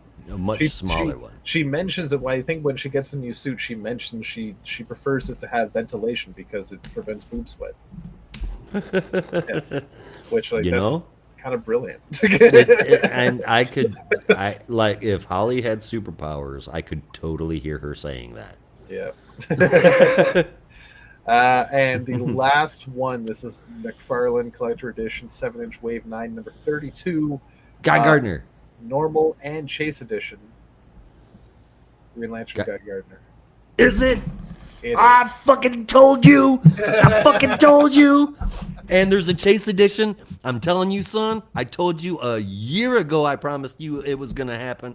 You're going to get Guy Gardner, and the Chase variant's going to be a Red Lantern. You are welcome. I am still McFarlane Psychic. So I need to get both. I will help you get both. I need to get both. If it's not a Red Lantern, there's going to be hell to pay. Like, fans are going to go. Well, If it's not a Red bonkers. Lantern, what you're gonna get is probably not his current look, but the one previous, and then classic. But I really think that you're gonna get his previous look and a Red Lantern. That's what I'm really, really thinking. The only thing that kind of prevents me in believing that, unless they do it like they did with Sinestro, is like most of the chases are really just a recolor Mm-hmm. and not really changing up the costume. And he did have a Red Lantern costume that was basically the same, but the Red Lantern logo was a lot more heavy in the suit, in the jacket, than the Green Lantern logo was. Right? So it's I don't see them completely changing the symbol, but then I'm also thinking of Jon Stewart in the JLA wave. Like the Chase version is actually a different logo on the torso. So maybe they're updating that, and maybe it will be a Red Lantern chase with Green Lantern. Bro, what do you mean maybe? I mean, you never know. He might just fuck around. Todd ain't gonna fuck around. He's fucked around before. I haven't been wrong yet. I know, but he's 3 fucked around years. before. I haven't been wrong yet. He's fucked around before. That's all I'm saying. That's, he better not. I'll be so disappointed. So, yeah, I'm stoked. I can't wait. No, I'm looking forward to it. And you tell me how I can help you get that Green Lantern. How I can help you get both versions. I don't know, but we'll figure it out. We'll figure it out. Yeah, but now I need you to. Oh, wait. Will into existence what? Oh, what? I was going to say, now I need you to start hoping for a Simon Baz for the next Green Lantern. But this guy in the comments section says he says, I know I've seen leaks for Reeve Superman, Mr. Terrific, Grid, and Simon Baz Green Lantern. So Simon Baz might already be happening. Wait. What was that list again? Christopher Reeve Superman. Which, yep, that's true. Simon Baz Green Lantern. I'm not sure, but sounds familiar. What were the other two? Mr. Terrific and Grid. Yes. I know for a fact that the two of those are coming. Yeah. So Simon Baz probably definitely is too. That's awesome. Yeah, I know for a fact that those three are coming. I mean, it wouldn't make any sense that Simon Baz was wrong. Oh, so here's the thing. So here's another thing that the chase could be. You have modern day Guy Gardner with the crew cut, and then classic Guy Gardner with the bowl cut. That's what I was saying. No, but both Green Lantern. That's what I said. I said you're either going to get his previous look and classic Guy Gardner, or you're going to get his previous look and Red Lantern. Yeah. I honestly, it would take a lot more for them to put out the classic. Yeah, because they have to fashion a whole new head. Yeah, exactly. Yeah. Which honestly, they sometimes they do that even in just the regular figures. Like you'll get a bonus head. They're switching over to faceplates, unfortunately now.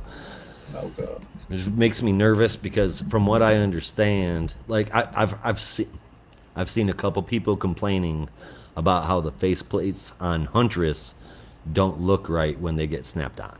And that bums me out a little bit. Yeah. Hopefully that's not true.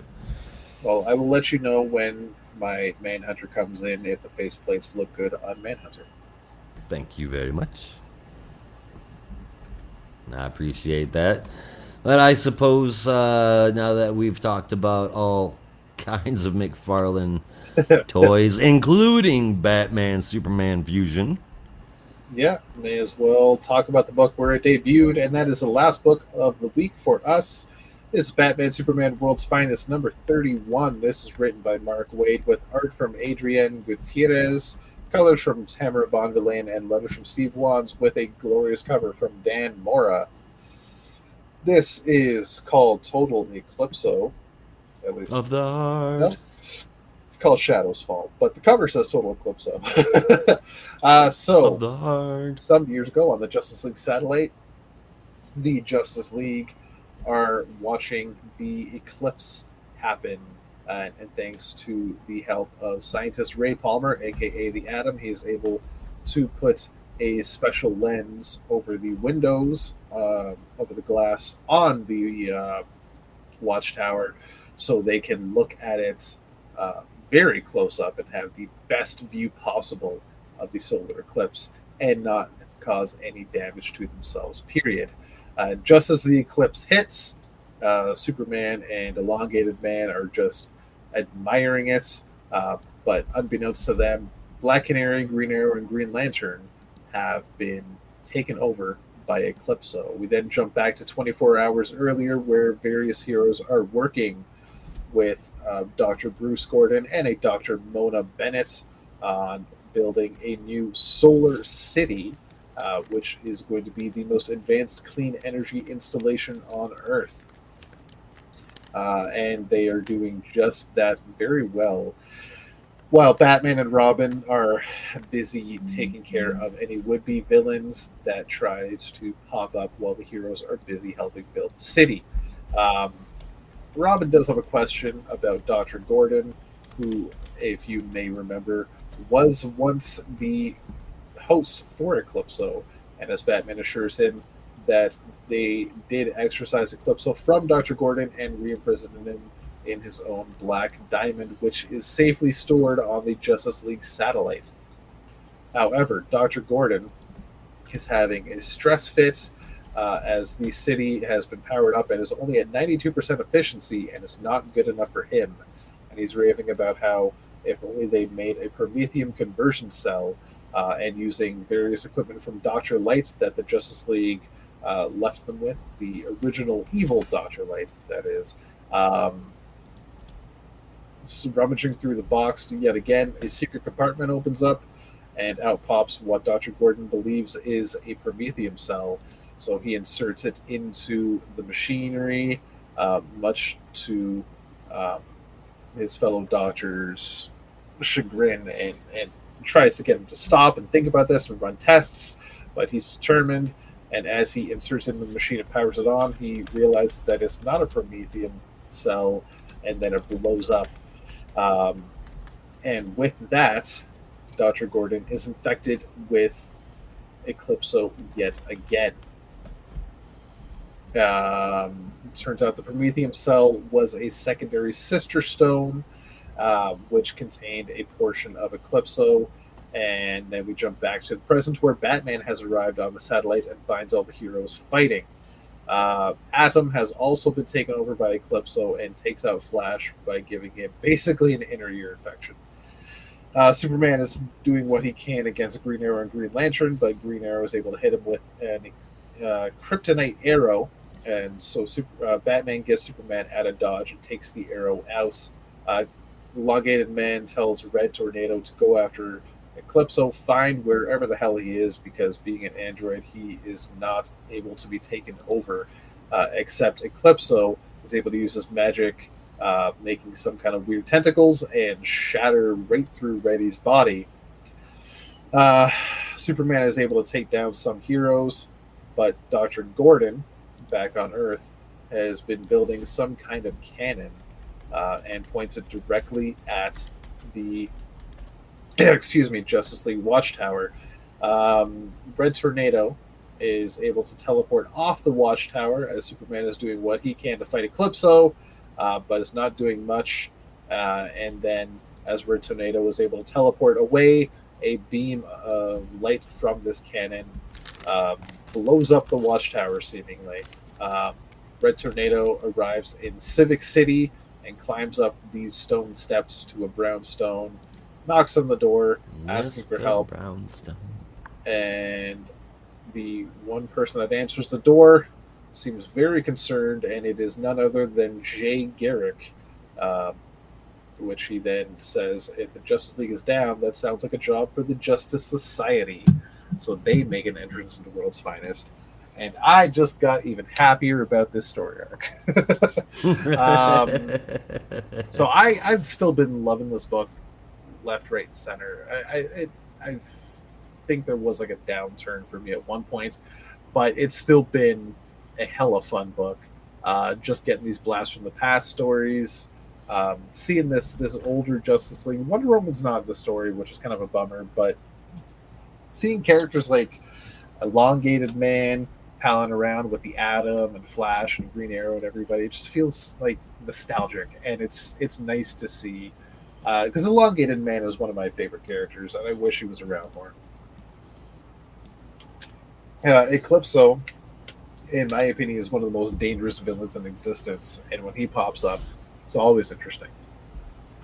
I was actually going to say that, like, here's my thing with Eclipso. I feel like he should be depicted way more powerful than he has been for years and years. Yeah. Like, he's been relegated to a joke at certain points. Yeah, and I was, I thought, this is like going back a little bit towards the beginning of our podcast. Can't remember the exact time that it came out, but you may have been into it, or this may have just wrapped before y'all joined. But I was super excited for when Eclipso was going to be popping into Gem World. And I was like, how in the hell can you not make this an amazing story? Yeah, I think that was in Jeremy Flash. What's that? I think that was in Jeremy Adams' Flash. And I feel, don't take anything wrong from this if it was Jeremy Adams, Mr. Adams, but it felt like there could have been a lot more done with Eclipso, because I feel like he was a villain of the week. And, he was kind of underpowered there, but at the same time, he nearly succeeded. If I am remembering correctly, I think he nearly succeeded in taking over Jet World. Unless that was somebody else. No, it wouldn't have been. Oh wait, hold on. There was also the Obsidians. Yeah. Ah, fuck. We have to, now I gotta go revisit it. Yeah, we gotta revisit that story. It's been a while. But no, I get what you mean. Yeah, like Eclipso has been severely underpowered basically since Infinite Crisis. Yeah. Unfortunately. Yeah, and seeing a story like this, again, it takes place in the past, so it's going to give him classic power levels, where he was a threat, a force to be reckoned with, and he's magic, so Superman can barely touch him. And really hard for the League to really, especially early on in the League's period, so they don't have the same mental defenses that they would later attain against possession, right? Yeah, I mean, at this point, according to how I was reading that story, they've only gone up against Eclipso one time before. Yeah, it's really early on.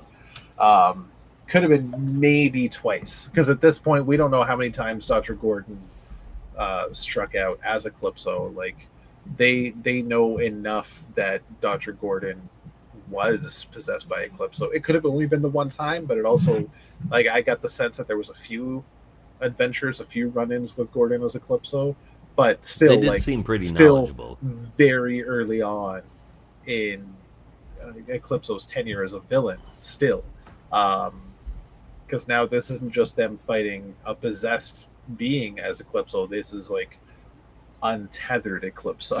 This is like full power Eclipso. This is right? Full power Eclipso.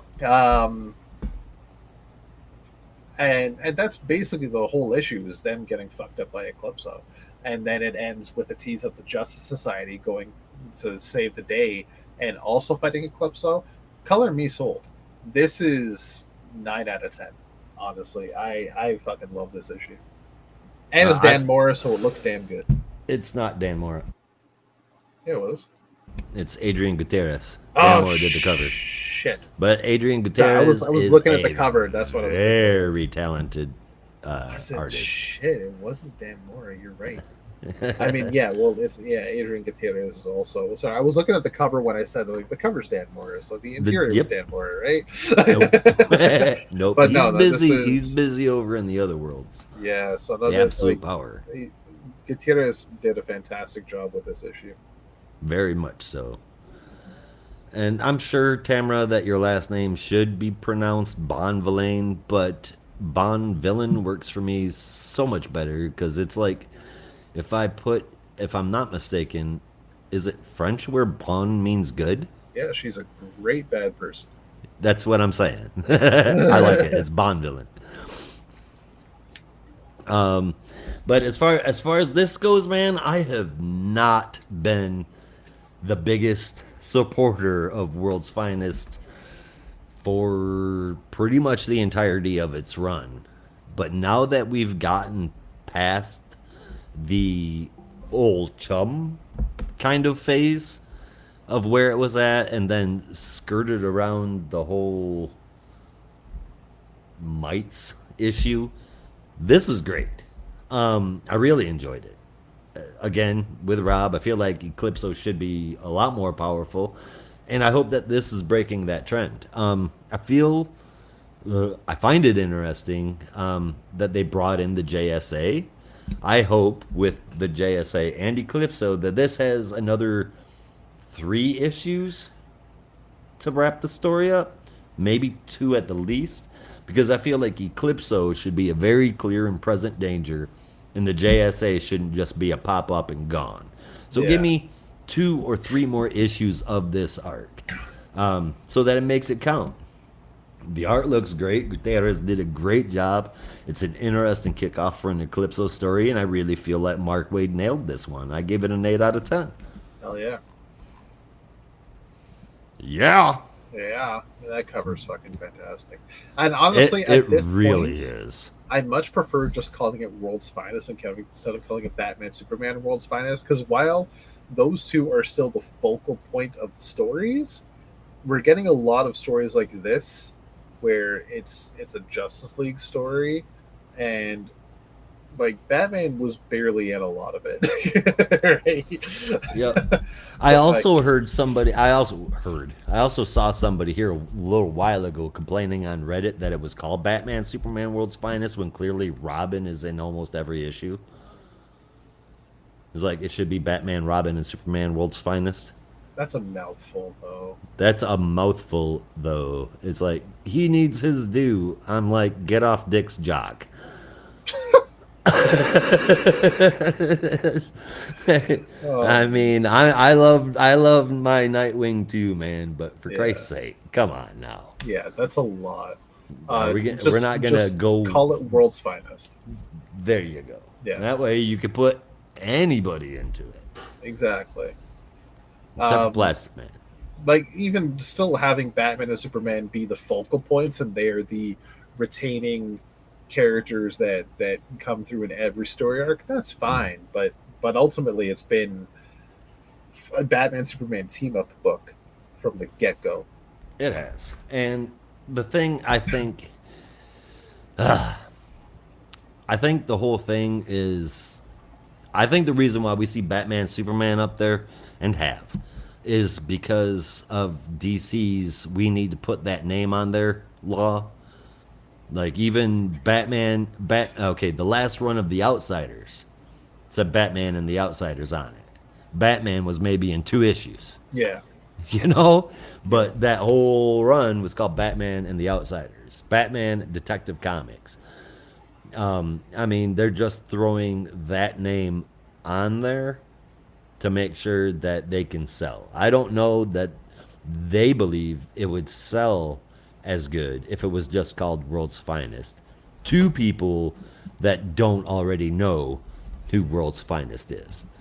They walk into the LCS, see Batman, Superman on top, and they're like, "Oh, okay." Yeah, but this is a thing where that opens a discussion of cover art is 90% of the draw. Like you can have the title be descriptive, yes, but you can have a book called World's Finest, and you still have Batman and Superman represented on the cover on any given month, and it'll still draw people. for sure. right? Like this amazing cover. Yeah. And god damn, I mean amazing. It really is. Yeah. And I mean, can I just draw attention to how phenomenal Dan Mora is with drawing, not just his ability, but also the subtleness of the things that he does in his art. If you pay attention to this art, this cover, Eclipso is there, bright, shiny, and center. And what is he doing? He's eclipsing Batman and Superman in the background. Yep. And that is fucking awesome. I mean, Exactly. I know that's a nerd thing, but I think it's cool. Yeah. Well, as far It's as honestly fucking fantastic. oh, so good. As far as being super cool, what were the ones that you thought were the most cool today? I know that was the next segment, but I was curious where you were going with that. Well, I can say, and fuck, yeah, okay. So I'll say number 3, my top 3 favorite moments. Number 3, I have Superman. Number 18, number 2, I'll have Super Son, the Absolute Power Super Son, number 1, and number 1 on my list of 3. I'll say Batman Superman World's Finest, number 31, with my standout moment from that issue, and that is the page where Dr. Gordon kind of draws Eclipso's attention, and you get. Let me pull up that page one more time because it was haunting. Eclipso just kind of looks up. It's like it's time. Like there's no dialogue on the page. No, I know exactly what Yeah. you're saying. It's like Gutierrez drew it so that it looked like all you didn't even have to read the words. It just said, "Oh shit." Yep. Yes, it's when Dr. Gordon finds the Prometheum cell, and then it just cuts to the gem, and Eclipso looks up, and his eyes are glowing red, and it just zooms into his eyes, and you're like, well, he's fucked. Yep. Oh shit. Yeah. Yeah, that was my favorite moment. Awesome. I'm going to throw in an honorable mention because Dead in America, there were a number of them that scored high from the honorable mentions, but Dead in America number 9, John Constantine, was flat out amazing. So that's getting into the top 3 honorably. But the normal show, number 3 is going to Absolute Power Superson number 1. Number 2 is going to Batman Superman World's Finest number 31. And I have to give the first place to Catwoman number 68. My favorite moment, however, is going to come from World's Finest, just like Rob's did. I think I have to go with that half-page panel of the heroes looking at the eclipse from space. I thought it was just drawn so well, and it looked so cool. Yeah. It wasn't... They didn't try to make it flashy with extra brightness and, you know, computer-enhanced graphics against what was going on. I think it was just classic art done right, man, and I really liked it. Yeah, it was really cool. It was, indeed. Well, wrestling, games, action figures, and comic books, I think that we have covered all that geeks can cover today. So thank you everybody out there for watching and or listening, depending on where you're doing it at. We will be back next week covering all of DC's weekly releases. Same geek time, same geek channel, even talking about wrestling, action figures, art museums. Who knows what's going to come out of our mouth? I don't know what's going to come out of my mouth. But anyway, that is the show. So here we are. We're getting out of here, and you have to as well. Be careful out there, and remember, in the Geek Matrix, everybody has a home. In the Geek Matrix, you are not alone. Peace.